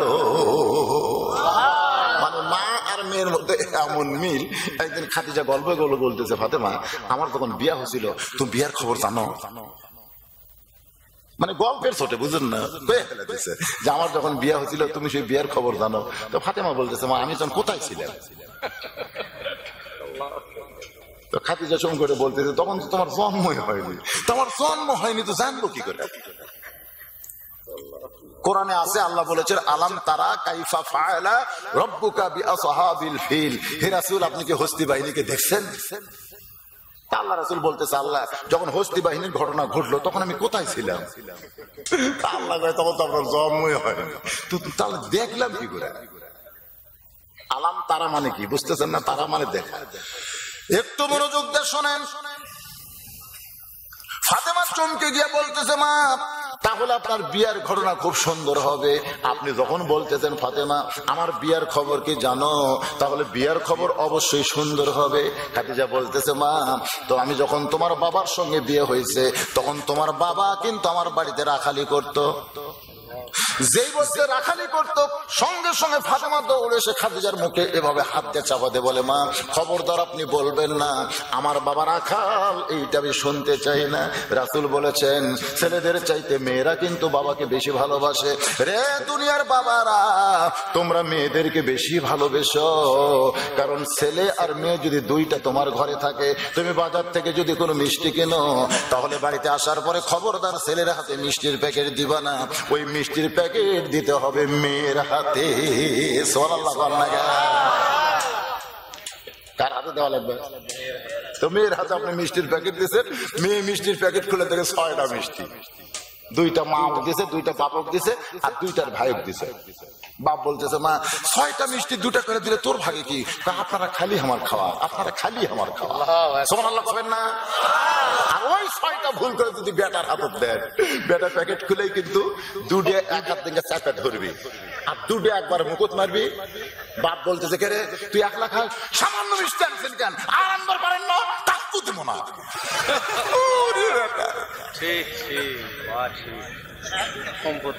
আপনি দেখেন মেয়ের বাড়িতে যান না কেন? আপনি মেয়ের বাড়ি বেড়াবার যান না? যান না?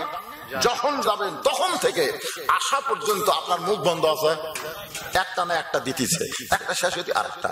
বাপ রাগ করে কয়, এই জন্য তোর বাড়িতে ম্যাচ করতেন, এই জন্য খাওয়া দাওয়া করে। যে আপনি বলছেন মা বিকাল বেলা বাড়ি যাব, সঙ্গে সঙ্গে মেয়েটার সামনে দেখবেন মুখ ভার করে বলে, বাবা আজকে রাত্রি থাকা যাবে না বাবা। আপনি যখন বুঝাচ্ছেন আবার আসবো মা, আমার বাড়িতে অনেক কাম, তখন দেখবেন যখন রওনা দিয়েছেন মেয়েটা আপনার পিছনে পিছনে রওনা দেয়। অনেক দূর আসার পরে আপনি বললেন, এত পিছনে পিছনে আসলে আমার বিরক্ত লাগে, তুই যা ঘুরে বাড়িতে যা। এই কথা বলে মেয়েটা ব্রেক করেছে। আপনি অনেক দূর যাওয়ার পরে তাকায় দেখেন ওই মেয়েটা আসল দিয়ে চোখের পানি মুছতেছে। আর জমি দেওয়ার সময় 22 বিঘা, বেটাক দিছে 20, আর 1 বিঘা মেয়ে দিছে, আর বইয়ের জন্য খোঁজে 1 বিঘা দিয়ে হজ করবার যাচ্ছে। যাওয়ার সময় দেখা মানুষকে বলতেছে, কাকু ঠকাইনি আমি, কাকু ঠকাইনি আমি, কোনো জ্ঞান দামত হইনি। হাই রে হাই, কাকু ঠকাইনি, কোন জ্ঞান দাম হয়নি, হজ করবার যাচ্ছে। হাদিসের ভাষায় বলা হয়েছে, আর জুব্বার সাথে কারো জুব্বা লাগলে ওর হজ কবুল হবে না, কারণ ওই আল্লাহর কোরআনের উপর হাত মারছে। জোরে কোন কথা ঠিক না? শয়তানের শয়তান, বাটপারের বাটপার। খবরদার মেয়েদেরকে ঠকাবেন না। মেয়ের আপনাকে কত ভালোবাসে একটাবার কি আপনি যাচাই করবেন না? আল্লাহর বান্দারা একটু মনোযোগ দিয়ে শুনবেন। মা খাদিজার মুখ চেপে ধরে বলতেছে, মা আমার বাবা রাখাল, আমি শুনবো না। খাদিজা বলতেছে, ফাতেমা না শুনলে তাহলে ওই বিয়ের খবর কেমনি বলবো? তোমার বাবা যখন আমার বাড়িতে রাখালি করতো, আমি তখন মক্কার সব চাইতে ধনবতী ছিলাম। বেলকুনিতে যখন বসে আছি, এমন সময় দুপুর বেলায় তাকায় দেখি সমস্ত রাখালগুলো উট দুম্বা চড়ানো বাদ দিয়া ঘরের মধ্যে আরাম করতেছে। আমি খাদিজার এত রাগ হয়ে গেল যে হাজার হাজার উট দুম্বা মাঠে ময়দানে, সেইগুলো বাদ দিয়া রাখালগুলো দুপুর বেলা ঘরের মধ্যে আরাম করে। আমি রাখালের সর্দারকে রাগ করে বললাম, রাখালের সর্দার, হাজার হাজার উট দুম্বা বাদ দিয়া ঘরের মধ্যে কেন আরাম করতেছ? তোমাদেরকে উট দুম্বার চিন্তা হয় না? রাখালের সর্দার বলে, মালকিন আপনি কি জানেন আমরা ভাগ্যগুণে এমন একটা রাখাল পেয়েছি, যে রাখাল চাকরিতে জয়েন করার পর আপনার হাজার হাজার উট দুম্বা সব ভদ্র হয়ে গেছে।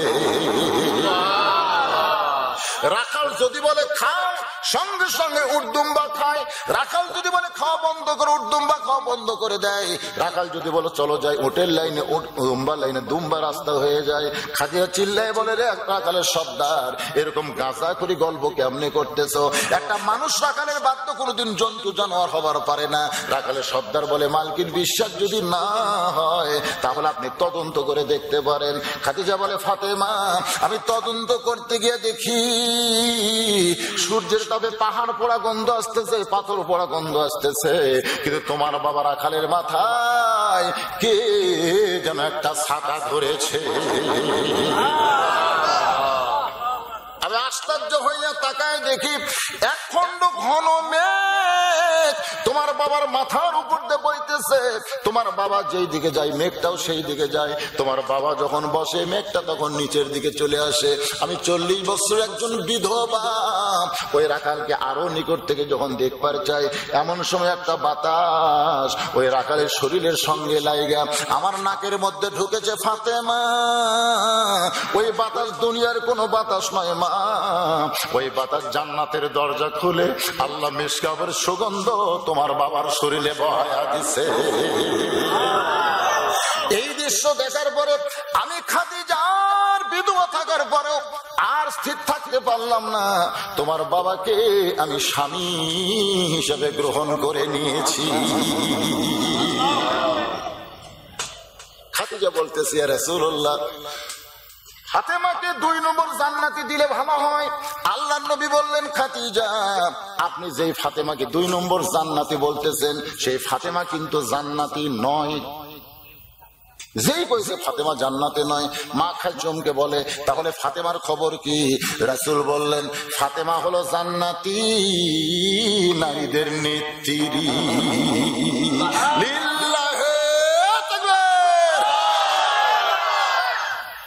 ফাতেমা হলো জান্নাতি নারীদের নেত্রী। আপনার তো সুবহানাল্লাহ বলেন, কিন্তু মা খাদিজা সুবহানাল্লাহ খপ করে বসে গেছে। বসে যায়, নবীর হাত এভাবে চেপে ধরে বলতেছি, ইয়া রাসূলুল্লাহ, সর্বপ্রথম ঈমান এনেছি আমি, সর্বপ্রথম আপনাকে নবী বলে স্বীকার করেছি আমি। আমার যত সম্পদ ছিল আমি সব আল্লাহ দিয়ে দিচ্ছি। সুবহানাল্লাহ করবেন না? এরপরেও আমাকে খাতুনে জান্নাত ডিগ্রি না দিয়ে আমার পেটের মেয়ে ফাতেমাকে আল্লাহ খাতুনে জান্নাত ডিগ্রি কেন দিল, এটা যতক্ষণ আপনি না বলবেন ততক্ষণ আমি খাদিজা উঠব না। একেবারে খপ করে নবীর হাত ধরে এমন ভাবে ধরে বুঝছেন, আপনি যতক্ষণ না বলবেন আমি খাদিজা উঠব, খাদিজাই উঠবে না। আর আপনারা এই দেখেন ওইদিকে চিল্লা চিল্লি বাড়ছে না ঘুমছে কে ভাই, আপনি এটি খালি বসে ধরবেন না, চিল্লা চিল্লি করে পাখনিরা বাবুর্চিরা এরা যে হারে আগুন জ্বালাচ্ছে, একটাবার যদি খেয়াল করে এর চাইতেও 100 গুণ বেশি আগুনের মধ্যে এই চিল্লা চিল্লি করার জন্য আল্লাহ জাহান্নামের দিবে। জোরে কোন কথা ঠিক কিনা? এরপর মালুমই নেই, হয়তো খোঁজলে দেখবেন ওরা মাগরিব এসব নামাজও পড়েনি, আমাকে খিলেনের জন্য পোলা পাকাচ্ছে। জোরে কোন কথা ঠিক? বেয়ান আমাদের হাতে খাবে, হজম শক্তি ভালো হলে খান, অসুবিধা নেই।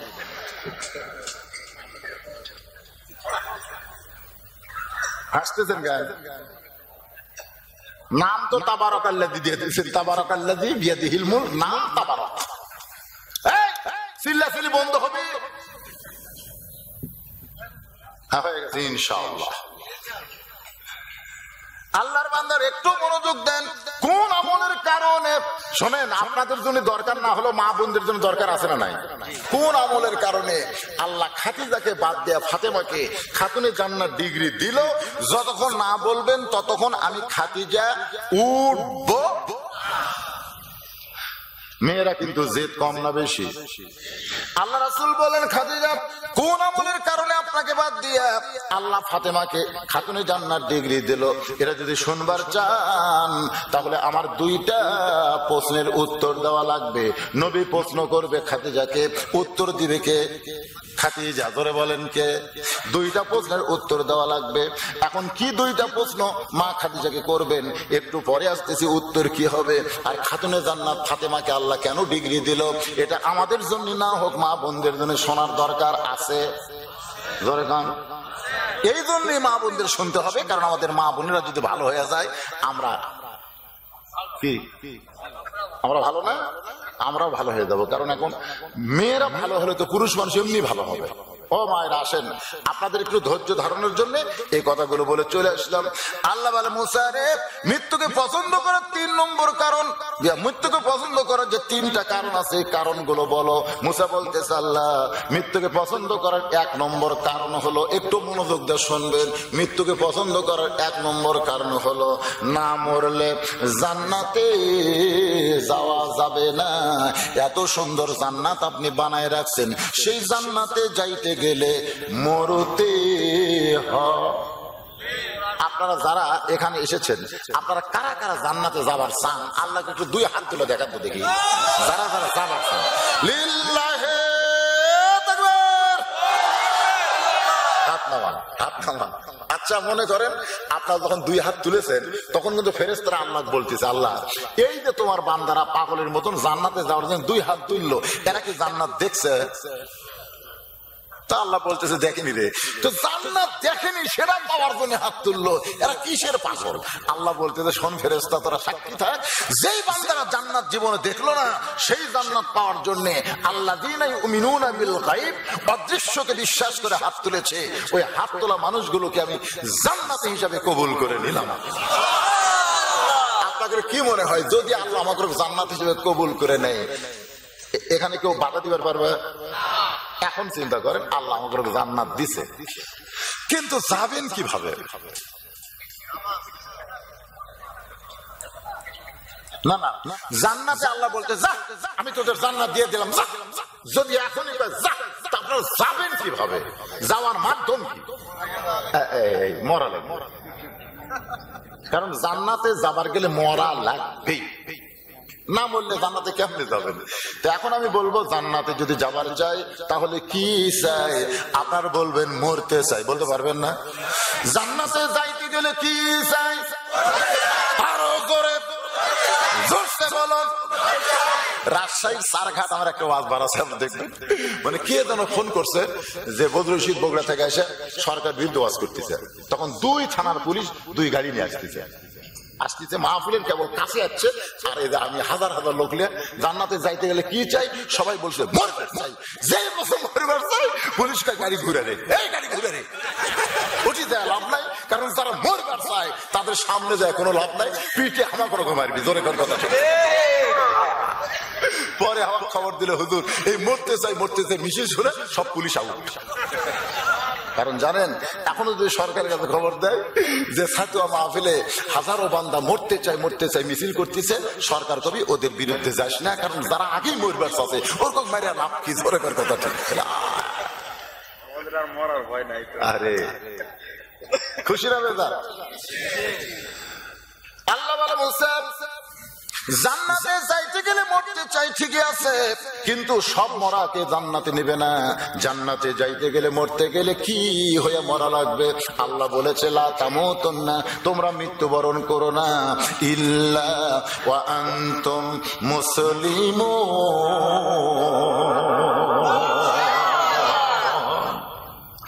আল্লাহ বলে মুসা মৃত্যুকে পছন্দ করার 2 নম্বর কারণ কি? এই 2 নম্বর কারণটাই কিন্তু ইন্না লিল্লাহ পরিপূর্ণ ভাবে আপনারা বুঝতে পারবেন। আল্লাহ বলতেছে, মুসা বলতেছে আল্লাহ মৃত্যুকে পছন্দ করার 2 নম্বর কারণ হলো আমার মৃত্যুটা কেবলমাত্র আপনার জন্যই আমি ওয়াকফ করেছি। এর কথার দ্বারা বোঝা গেল আমি মুসা মরবো কার জন্য? আমার সামনে আপনারা যারা বসে আছেন আপনারা মরবেন কার জন্য? সবাই বলেন আমরা মরবো কার জন্য? আল্লাহ বলতেছে যারা আমার জন্য মরবে, আমি আল্লাহ বলতেছি তারা মরবে না, তার মরবি না। এই যে আপনারা আল্লাহর জন্য মরবার আছে, আল্লাহ খুশি হয়ে বলতেছে আমার জন্য যারা মরবে, আমি আল্লাহ বলতেছি তারা মরবে না। কোরআন বলতেছে ওয়ালা তাকুলু লিমান ইউকতালু ফি সাবিলিল্লাহি আমওয়াতুন বাল আহইয়াউ ওয়ালাকিন লা তাশউরুন। আল্লাহ কি বলতেছে? আমার রাস্তায় যাদেরকে মারা হয়, আমার রাস্তায় যারা জীবন দেয় তাদেরকে তোমরা মৃত্যু বলো না, আমি আল্লাহ বলতেছি তারা চিরজীবিত। সুবহানাল্লাহ। আপনার বলেন তো ইয়াজিদ মরছে না হোসাইন মরছে? আপনাদের কি ধারণা মরছে কে, ইয়াজিদ না হোসাইন? অথচ আপনারা ইতিহাস জানেন হোসেন রাদিয়াল্লাহু দেহ পড়ে থাকলো কারবালায়, এই মাথাটা এইটুকু কাটা নিয়ে গেছে দামেস্কে নিয়ে গেছে। তখন ইয়াজিদ কিন্তু ক্ষমতার চেয়ারে, ক্ষমতা বোঝেন না, ক্ষমতার চেয়ারে বসে আছে। জিয়াদ ওই পাপিষ্ট এই হোসেনের মাথাটা একটা তস্তুরিত করে একটা গামলাত করে ওই ইয়াজিদের সামনে দিছে। ইয়াজিদ তখন ক্ষমতার চেয়ারে বসা। দেখেন ক্ষমতা মানুষকে কত বড় অন্ধ করে দেয়।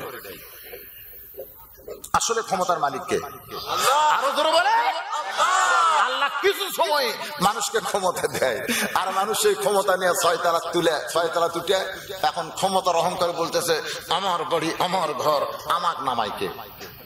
1.5 লাখ টাকার খাট আর 12,000 টাকার কম্বল চোখে মুখে দিয়ে আমার বাড়ি আমার ঘর আমার নামাইকে। কয়টা সময়? 9টার সময় কছে রে। আর রাত 3টার সময় একটা ভূমিকম্প। কয়টা সময়?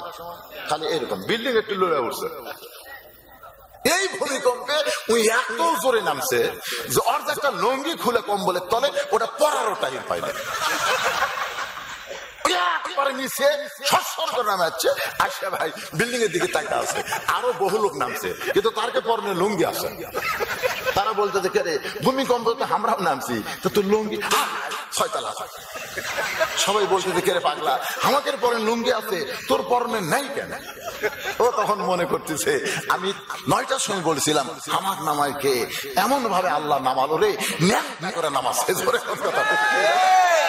আজও যারা মিথ্যা ক্ষমতা পায় যদি কয় আমার নামাইকে, আল্লাহ কয় একটু ধৈর্য ধর, নামাবো তো নামাবো একেবারে ন্যাক করে নামাবো। ধরে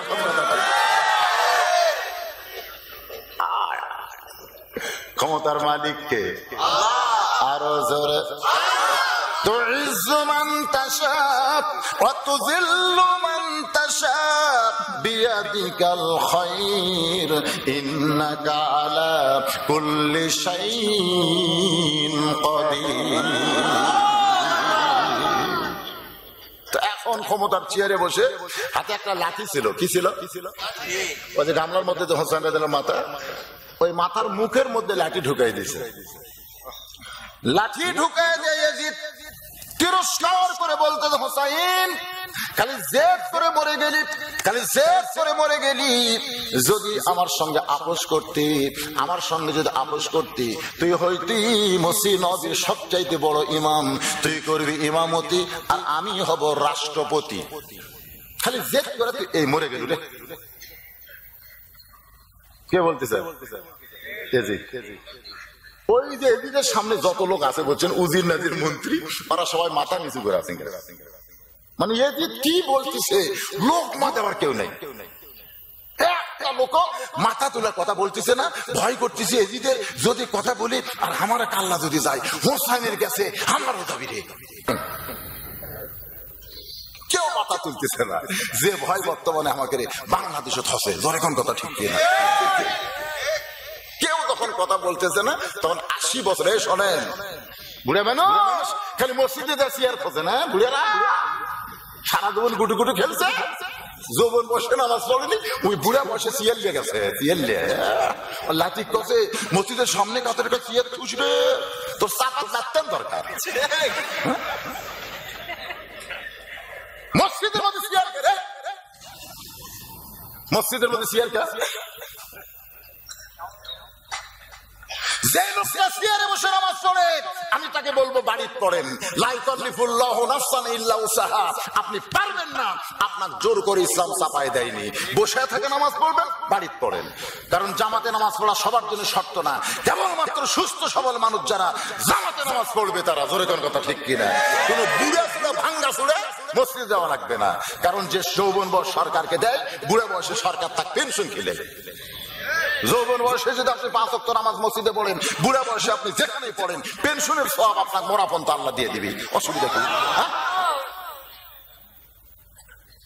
দেখেন 80 বছরের বুড়া দেখেন আনাস ইবনে মালিক, নাম কি? আনাস ইবনে মালিক 80 বছরের বুড়ো মানুষ দাঁড়িয়ে গেছে, লাঠিতে ভর দিয়ে দাঁড়িয়ে বলতেছে ইয়াজিদ তুমি যে হোসেনের মুখে লাঠি ঢুকায় তিরস্কার করতেছ, তুমি কি হোসেনকে চিনো?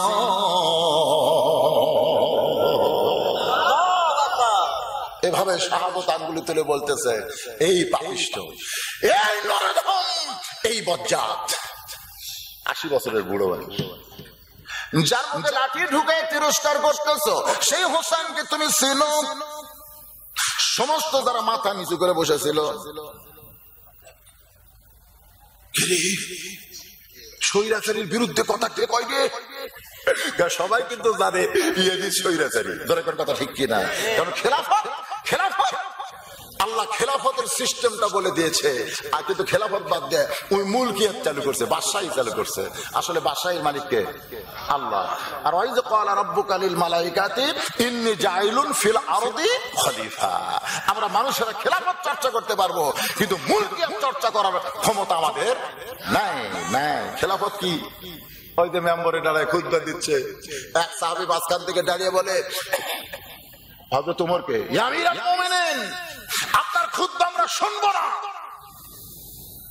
অর্থ পৃথিবীর খলিফা খুতবা দিচ্ছে জুমার দিনে, আর মাঝখান থেকে একটা দুর্বল সাহাবী, ইয়া আমিরুল মুমিনিন, আপনার খুতবা আমরা শুনবো না। ওমর ফারুক খুতবা বন্ধ করে বললেন, আমার অপরাধ কি? বলে, আমাদেরকে খাটো পাঞ্জাবি দিয়ে আপনি লম্বা জুব্বা পরে খুতবা দিবেন? আমাদেরকে খাটো পাঞ্জাবি দিয়ে আপনি লম্বা জুব্বা পরে খুতবা দিচ্ছেন, যতক্ষণ লম্বা জুব্বার কাহিনী না বলবেন ততক্ষণ খুতবা শোনা হারাম। ওমর ফারুক অর্ধ পৃথিবীর খলিফা, র্যাব পুলিশ যদি বলতো ধর, তোমার ছোট বাচ্চার মতন কান্না শুরু করে দিলেন। এমন সময় আব্দুল্লাহ ইবনে ওমর বাবার সামনে গিয়ে বলতেছে, রে নবীর সাহাবীরা, তোমরা খাটো পাঞ্জাবি হলেও তো নতুন পরে নামাজ পড়তে এসেছো, আমার পরনে দেখো, আমার পরনে নতুন কোন কাপড় নাই। সাহাবীরা বলে, বাইতুল মাল থেকে 2 দিন আগে সবাইকে নতুন জামা দেওয়া হয়েছে, কিন্তু তোমার পরনে নতুন কেন নাই? আব্দুল্লাহ বলতেছে, কেমনে থাকবে, দুনিয়ার সবাই যখন ঘুমাইছিল। আমার বাবা দরজায় গিয়ে ডাকতেছে, আব্দুল্লাহ। আমি দরজা খুলে তাকায় দেখি বাবা একটা পাঞ্জাবি নিয়ে দাঁড়ায় আছে। আমি খুশি হয়ে বললাম, বাবা বাইতুল মাল থেকে একটা পাঞ্জাবি আমার দিল, গভীর রাত্রে আর একটা দিবার আইছে। ওমর ফারুক বললেন, ইন্নাল্লাহা ইয়ামুরুকুম আন তুআদ্দুল আমানাতি ইলা আহলিহা ওয়া ইযা হাকামতুম বাইনান নাস আন তাহকুমু বিল আদল। আব্দুল্লাহ রে, তোরে আর একটা পাঞ্জাবি কেমনে দিব বাজান? এই পাঞ্জাবিটা আমার ভাগে পড়েছে, আমি গাইতে দিকে এত ছোট, এই ছোট পাঞ্জাবি পরে কেমনে খুতবা দিব? তোর পাঞ্জাবিটা একটু আমাকে দান করে দে। আব্দুল্লাহ বলে, গভীর রাত্রে আমার পাঞ্জাবি বাবাকে দান করার কারণে বাবা 2টা মিলে লম্বা করে জুব্বা বানাইছে। এখন বলো তোমরা খুতবা শুনবা কি না? সমস্ত সাহাবীরা কান্দে, সমস্ত সাহাবীরা কান্দে, পাগলের মতন কান্দার বলে, লোকমা যতদিন থাকবে ততদিন খারাপ নেতা সমাজে আশা করা যায় না। আমাদের সমাজে লোকমা নাই তো, লোকমা আছে মসজিদের মধ্যে, 4 রাকাত নামাজে 3 রাকাতে বসলি ইমাম টাইটেল পাস, দাওরা পাস, একদিন 4 রাকাত পড়াছে, আজকে 3 রাকাত পড়াবি, অসুবিধা কোন জায়গায়? ইমাম যদি মনে করে উঠবো না রে, তুই ভ্যানলা ধরতে আল্লাহ আকবার কর, আমি উঠবো না, এই মনে করে ইমাম যদি বসাই থাকে, সমস্ত মুসল্লি তখন কার পক্ষে হবে? ইমামের পক্ষে না ভ্যানালার পক্ষে? এটার নামই হলো ইসলাম, এটার নামই হলো ইসলাম। তুমি যত বড় নেতা হও, তুমি ভুল করলে ভ্যানালা লোকমা দিবে, লোকমা যদি গ্রহণ না করো জনগণ ভ্যানালার পক্ষে যাবে। ধরে কোন কথা ঠিক কিনা? আজকে আমাদের বাংলাদেশে লোকমা আছে, খালি সব মসজিদত মারতেছে। আল্লাহর বান্দার একটু মনোযোগ দেন। আনাস ইবনে মালিক বলে, ইয়াজিদ, তুমি যার মুখে লাঠি ঢুকাইছো সেই হোসেনকে তুমি চিনো? আমি একে 10টা বছর নবীর খাদেম ছিলাম।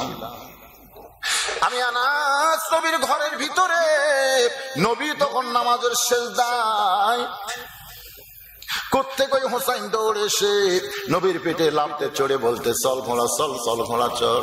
আমি আনাসের এত ভয় হলো, আল্লাহ নবী নামাজের শেষ দায়। এমন সময় হোসাইন না বুঝে ছোট্ট ছেলে চল ঘোড়া বলতেছে, হোসাইনকে পিঠ থেকে নামাতে হবে। আমি দৌড়ে গিয়ে যখন নবীর পিঠ থেকে হোসাইনকে নামাবার চাই, এমন সময় নবীর সেজদা থাকা অবস্থায় হাত এভাবে ইশারা করে নিষেধ করলেন। আমি আনাস যখন চলে আসলাম, আমি তাকায় দিয়ে কিছুক্ষণ পরে হোসাইন বলতেছে, এই ঘোড়া চলে না। সেই ঘোড়ার পিঠে আমি কেন বসে থাকবো? রাগ করে যখন বাইরে যাই, আল্লাহ নবীর সেজদা থেকে মাথা তুললে আমি দৌড়ে গিয়ে তাকাই দেখি নবীর চোখ দিয়ে দর দর করে পানি পড়তেছে। আনাস বলে, ইয়া রাসূলুল্লাহ, যেই হোসেন আপনারে ঘোড়া বানাইলো, চল চল বললো, আমি নামাবার চাইলাম, আপনি নিষেধ করলেন, এখন কেন কাঁদতেছেন? রাসূল বলে, আনাস, আমার হোসেনকে চিনো? যখন আমার পিঠে চড়েছিল আমি নিজেই নামাবার চাইছিলাম, কিন্তু আল্লাহ ডাকতে বলে, হাবিব, আমার ভয় হোসেনকে পিঠ থেকে নামাবেন না। আপনি যেমন ভালোবাসেন আমি আল্লাহ তেমন ভালোবাসি। এই টুপি মাথার দিলে কি হবে? টুপি কতটুকু মাথার দেওয়া লাগবে? দাড়ি কত? মানে সবসময় যেটাই বলবে, কারণ নবীর মুখ দিয়ে যেটা বের হয় এটা কি নবী বলে না আল্লাহ বলায়? মায়ান্তিকু আনিল হাওয়া ইন হুয়া ইল্লা ওয়াহয়ুন ইউহা। সমস্ত সাহাবীরা নবীকে ঘিরে ধরে নবীর কথা যখন শুনতেছে, ঠিক ওই সময় হোসাইন দৌড়ে এসে বলতেছে, ও নানা, খালি সব সময় সাহাবী করে সময় দেয়, আমার সময় দেয় না। সুবহানাল্লাহ। মানে হোসাইন তো কোনোদিন জানে না যেটা আল্লাহ নবী, খালি জানে আমার নানা। আমার নানার কাছে তোরা ভিড় করিস কেন? আমার কথা হলো তখন হোসাইন এই কথা যেই কইছে, আবু বকর রাদিয়াল্লাহু নবীর কাছে বসে আছে, এরকম চোখ টিপি মারছে হুযায়ফাতুল ইয়ামিনকে, যে যা যা যা। এখন যদি হোসাইন নবীর কাছে আসে, এই দামি কথা থেকে কিন্তু আমরা বঞ্চিত হয়ে যাবো। হুযায়ফাতুল ইয়ামিন এক দৌড়ে গিয়ে হোসেনকে বুকের মধ্যে নিয়ে কপালে চুমা দিয়ে বলে, বাবু, এখন তুমি তোমার নানার কাছে যাইও না, কারণ তোমার নানা নবী হইয়া সাহাবীদের ওয়াজ শোনাইতেছে, আর সাহাবীরা কলিজার খাতায় ওয়াজগুলো নোট করতেছে। সঙ্গে সঙ্গে হোসেন বলে, রে নানার সাহাবীরা, আমার নানাকে চিনো বলে নানার ওয়াজ তোমরা শুনতেছো, কিন্তু আমাকে চিনো না বলে নানার কাছে যাবার দিচ্ছ না। আজকে শুনে নাও, ওই বক্তা নানার চাইতে আমি হোসেন কোনো অংশে খাটো না। এমন কথা বলেছে, ওই বক্তা নানার চাইতে আমি হোসেন কোন অংশে ছোট না। এমন সময় হযরত আলী এক দৌড়ে এসে হুযায়ফাতুল ইয়ামিনের কোল থেকে কাইরা নিয়ে মুখে একটা ঠাসি মারছে। এই ছোট মুখে বড় কথা কেন বলতেছিস? তার সঙ্গে তুলনা করিস পাগল, যাকে আল্লাহ তাআলা আরশে নিয়ে গেছে, যার ডিগ্রি হলো আরাফানা লাকা যিকরা। আল্লাহ বলেছেন, আমার নবীর সঙ্গে কাউরে তুলনা করা যাবে না। আমি আল্লাহর পরে পৃথিবীতে সবচাইতে সম্মানী এবং দামি তিনি হলেন মুহাম্মাদুর রাসূলুল্লাহ। আনা মাদিনাতুল ইলমি ওয়া আলী বাবুহা জানে। মুখত মারছে ঠাসি, এত করে ঠাসি মারছে, বুঝলেন? মানে আলী কিন্তু নিজের জীবনের চাইতেও আল্লাহ রাসূলকে বেশি ভালোবাসে। জোরে কর সুবহানাল্লাহ। নিজের জীবনের চাইতে রাসূলকে বেশি ভালোবাসে। তার কাছে বেটার খাওয়া আছে, কথা কোন খাওয়া আছে? নবীর মহব্বতে এত জোরে ঠাসি মারছে, নিচে তার দেহ উপরে লবটা এটা রক্ত বের হয়ে গেছে। কিন্তু পরে হযরত আলী যখন হাতটা ছাইড়া দেয়, এমন সময় হোসেন চিল্লায় বলে, রে নানার সাহাবীরা, একজন সাহাবীর কোল থেকে বলেছি নানার চাইতে আমি কোন অংশে ছোট না, এখন বাবার কোল থেকে বলতে যে শোনো, ওই নানার চাইতে আমি হোসাইন অনেক বড়।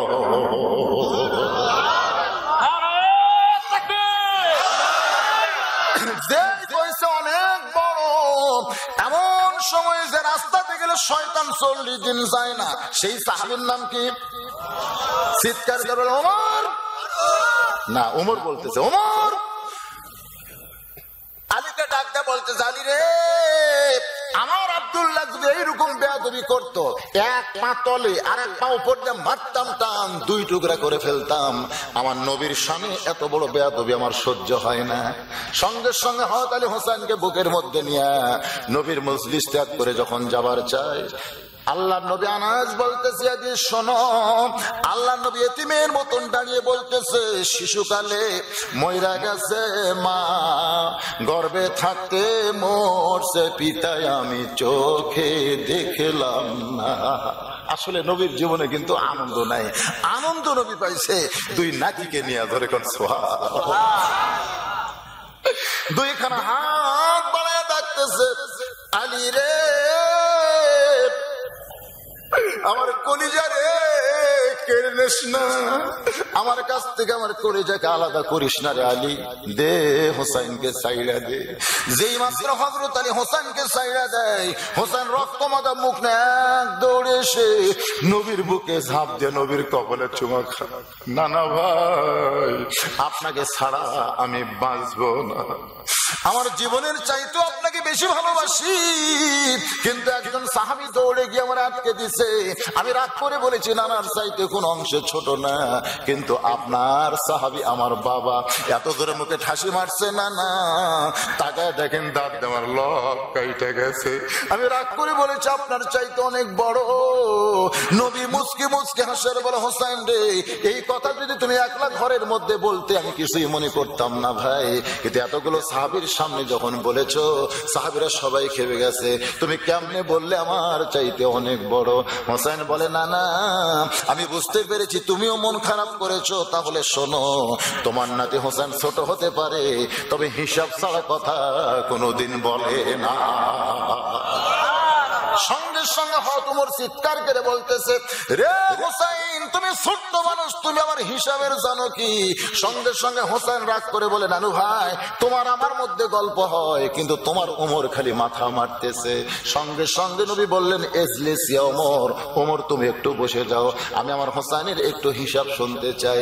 এবার হোসেন বলে নানু ভাই, আমার জীবনে এক নম্বর হিসাব হলো তোমার বাবা আর আমার বাবা। বলো তো নানা, বলো এই দুইজনের মধ্যে কার বাবা বড়? হাজার হাজার সাহাবী মাথায় হাত দিছে। যত সাহাবী নবীর সামনে ছিল সবাই চমকে উঠছে। এইরকম প্রশ্ন নবীরে কেউ কোনোদিন করতে পারে, নবীও কোনোদিন কল্পনা করে নাই। নবী চোখের পানি বের করে বলে হোসাইন, আমার বাবাকে আমি কোনোদিন দেখিনি ভাই। আমি যখন মায়ের পেটে ছিলাম তখন আমার বাবা দুনিয়া থেকে বিদায় নিয়েছে, তবে আমি শুনেছি আমার বাবা আব্দুল্লাহ জান্নাত পাবে কি পাবে না সেই গ্যারান্টি আমি নবী কোনোদিন দিবার পারবো না। আর হোসেনের বাবা আলী শুধু জান্নাত পাবে না, এই দুনিয়াতে 10 জন পুরুষকে আল্লাহ জান্নাতের সার্টিফিকেট দিয়েছে, তার মধ্যে 4 নম্বর হলো হোসেনের বাবা আলী। আমার বাবা আব্দুল্লাহর চাইতে হোসেনের বাবা আলী আল্লাহর কাছে কোটি কোটি গুণ বড়। নানা হোসেন বলে নানা, আমার 2 নম্বর হিসাব হলো তোমার মা আর আমার মা। বলো তো নানা, বলো এই দুইজনের মধ্যে কার মা বড়? নবী কান্দের বলে আমার মা আমিনা জান্নাত পাবে কি পাবে না এই গ্যারান্টি আমি নবী কোনোদিন দিবার পারবো না ভাই। আর হোসেনের মা ফাতেমা শুধু জান্নাত পাবে না, জান্নাতি নারীদের আল্লাহ নেত্রী বানায় দিবে। আমার মা আমিনার চাইতে হোসেনের মা ফাতেমা আল্লাহর কাছে কোটি কোটি গুণ বড়। হোসেন বলে নানা, আমার 3 নম্বর হিসাব হলো তোমার নানা আর আমার নানা। বলো নানা, বলো এই দুইজনের মধ্যে কার নানা বড়? ওমর ফারুক আর বসে থাকতে পারে না, এক দৌড়ে সে হোসেনকে বুকের মধ্যে নিয়ে কান্দার বলে আলী রে, আমি মূর্খ ওমর, আমি না হয় ভুল করতে পারি, এই মুখে তুই এত জোরে ঠাসকি কেন মারলি ভাই? হোসাইন, তোমার নানার নানা ওয়াহাব জুহুরিকে দুনিয়ার কেউ চিনে না, আর তোমার নানাকে শুধু দুনিয়ার মানুষ না স্বয়ং আল্লাহ কোরআনে করেছেন ঘোষণা, ওয়া ইন্নাকা লাআলা খুলুকিন আযীম। হোসেন বলে নানা, বাপের দিক দিয়ে যদি আমি বড় হই, মায়ের দিক দিয়ে যদি আমি বড় হই, নানার দিক দিয়ে যদি আমি বড় হই, এখন বলো নানা তুমি কোন দিক দিয়ে আমার চাইতে বড় হলে? নবী কান্দে, হোসেনকে কোলে নিয়ে গালে মুখে চুমো দেয়, বলে সাহাবীরা রে, এই হোসেন শুধু হোসেন নয়, এই হোসেন একদিন আল্লাহর জন্য, নবীর জন্য নিজের জীবন কুরবানি দিয়া কিয়ামত পর্যন্ত মানুষের কলিজা দখল করে নিবে। ইয়াজিদ কার মুখে লাঠি ঢুকাইছ? তুই বলছিস হোসেন মরে গেছে, মরে গেছে। আমি নবীর সাহাবী আনাস বলতেছি হোসেন মরে নাই, তুই মরবি, তুই। হায় হায়, 5 বছর ক্ষমতার পরে এমন ভাবে ইয়াজিদ মরে গেল। আমার 5 বছরের একটা ছেলে আছে, নাম হলো আকাশ, হিন্দু ছেলে, আর একটা ছেলে আছে। একদিন আমার কয় মামা ছেলেটা একটু দোয়া করে দেন। হিন্দুরাও কিন্তু দোয়া চায়। আমি কইলাম বাবা কোনো দোয়া লাগবে না, তোর বেটার নাম খালি ইয়াজিদ থো। যেই করছে ওই আমার কথা কাটাইছে। তুই হিন্দু মানুষ এজিদ কি বুঝি? কি কন মামা বুঝি না, এজিদ হলো একটা অভিশপ্ত। আমি হিন্দু হবার পারি, কিন্তু এজিদ অভিশপ্ত নাম আমার ছেলের আমি থব না। দেখছেন, একটা হিন্দু পর্যন্ত তার ছেলের নাম এজিদ হয় না, ঘৃণা করে। আর প্রত্যেকটা পাড়ায় পাড়ায় হোসেন আছে না নাই? তাহলে মূল্যকে এজিদ খালি মরল না, মরিয়া পৌঁছে গেছে। দরকার কথা ঠিক কিনা? আর হোসেন কিন্তু মরে নাই, মানুষের অন্তর দখল করে আছে। আসো বাংলাদেশে ইয়াজিদের মতন ক্ষমতা পাইয়া হোসেনের দলকে যারা অন্যায় ভাবে হত্যা করতেছে, ফাঁসি দিচ্ছে, ওরা কিন্তু মরবে না, ওরা কিয়ামত পর্যন্ত জীবিত থাকবে। মুসা বলতেছে আল্লাহ মৃত্যুকে পছন্দ করার 2 নম্বর কারণ হলো আমার মৃত্যুটা কেবলমাত্র আপনার জন্য অক্ষ করেছি। কারণ হলো কয়টা? তার মধ্যে 2 নম্বরে ওয়াজ হচ্ছে। আর খাদিজা তো খালি সেইভাবে হাত ধরে বসে আছে, কিন্তু ঘড়ির দিকে তাকে দেখি একের 12টা 14 বেজে গেছে।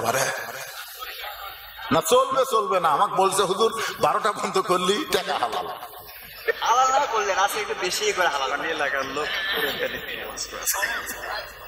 না না, সমস্ত রাত বলবোই না, মোটামুটি মাশাআল্লাহ আমি যেগুলো ধরছি এগুলো আমি না বলে যাব না, শেষ করাই রাখি। মুসা নবীর মৃত্যুকে পছন্দ করার 3 নম্বর কারণে 2 নম্বরে ওয়াজ হচ্ছে। জি জি, না না না, ওরা যা কবি তাই। আরে পাগলা, ওই আল্লাহর ওলিদের দরবারে শোনেন, আমরা আল্লাহর ওলিদের দরবারে যত মাহফিল করছি এখানে ফজর পর্যন্ত, তাই না? কিন্তু এখন সেদিন আর নাই, হ্যাঁ সেই দিন আর নাই। তবে আমি ওয়াজ করবো, শেষ করবো।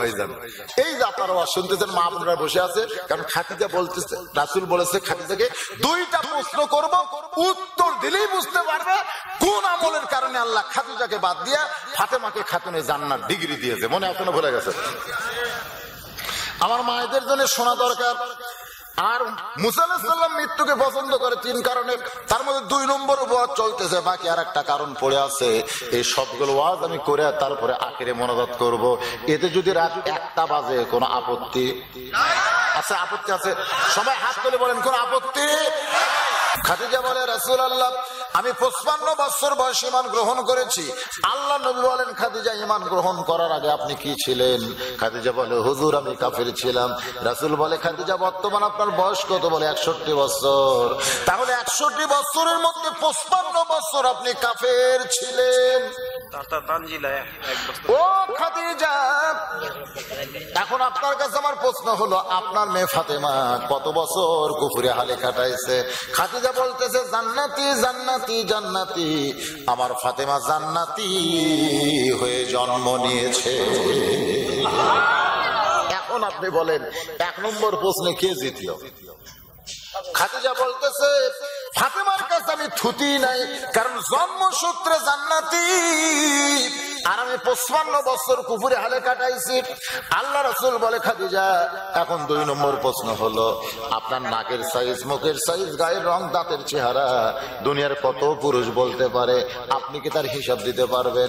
খাদিজা বলতেছে রাসূলুল্লাহ 40 বছর বয়সে যখন আপনাকে স্বামী বলে স্বীকার করলাম, ওই সময় মক্কার সবচাইতে ধনবতী রমণী আমি ছিলাম।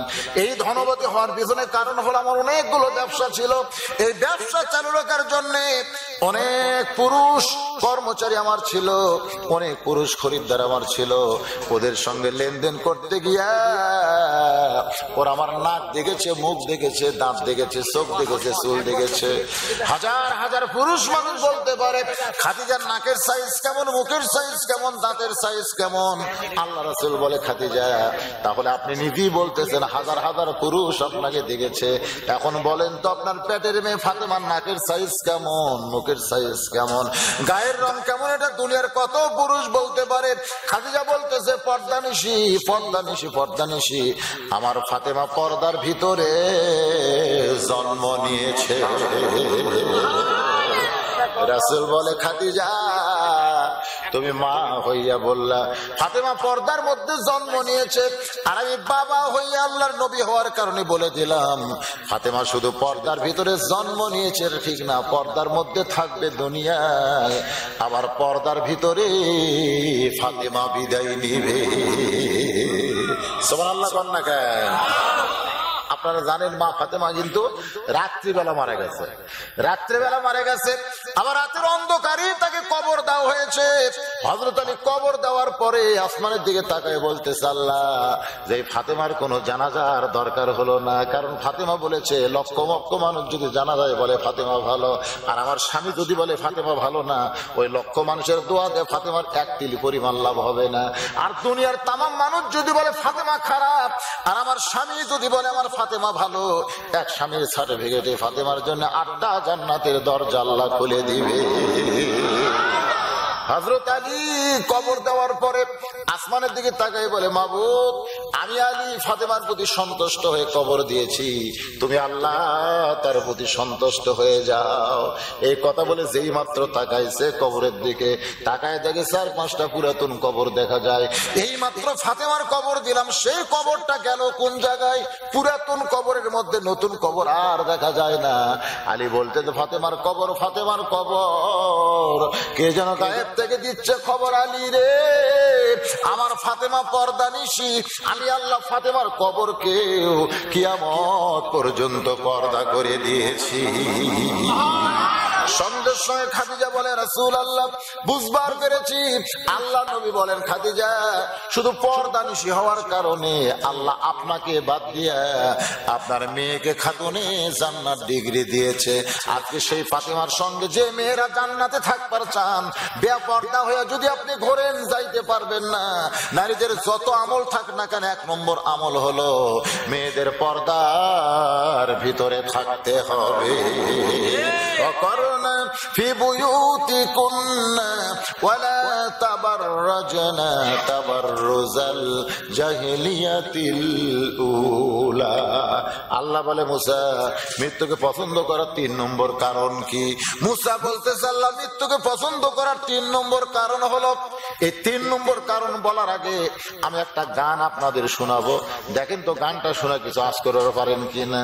চলতে পথে 2 দিন থামিলাম, যাবার কালে একজনারও দেখা না পাইলাম। কি গুনাহ হবে? গুনাহ হবে? অনেকে মনে করতেছে এটা গান, এটা গান করে এটা কোরআনের আয়াতি সুর দিয়ে গাওয়া যাচ্ছে। চলতে পথে 2 দিন থামিলাম, যাবার কালে একজনারও দেখা না পাইলাম। ও আমার সাদের মালা, ও আমার সাদের মালা যায় রে ছিঁড়ে, রইব না আর বেশি দিন তোদের মাঝারে। সবাই বলেন কিন্তু যেদিন ডাক পড়িবে কবর মাঝে যাইতে, জোগাড় কিছু করছো বন্ধু, জোগাড় কিছু করছো বন্ধু, তার মাঝে বিছাইতে। ডানে কবর বামে কবর, নিচে কবর আছে যে, ওপর দিকে চাইয়া দেখো বাঁশের ছাউনি দিছে কে। এমন আজাব দিবে রে ভাই, এমন আজাব দিবে রে ভাই, কবরের ওই মাটিতে গলা ফেটে রক্ত ঝরবে, চিৎকারের ওই চোখেতে লক্ষ কোটি মুর্দা বেয়ে করছো বালা খানা, হীরামণি মুক্তা দিয়া পালঙ্গের সামানা। আরেকবার বলেন, কিন্তু যেদিন ডাক পড়িবে, পড়বে না? কিন্তু যেদিন ডাক পড়িবে কবর মাঝে যাইতে, জোগাড় কিছু করছো রে বন্ধু তার মাঝে বিছাইতে। মুসা বলতে চাল্লাম, মৃত্যুকে পছন্দ করার 3 নম্বর কারণ হলো বালতু উসিরুনাল হায়াতাদ দুনিয়া ওয়াল আখিরাতু খায়রুন ওয়া আবকা।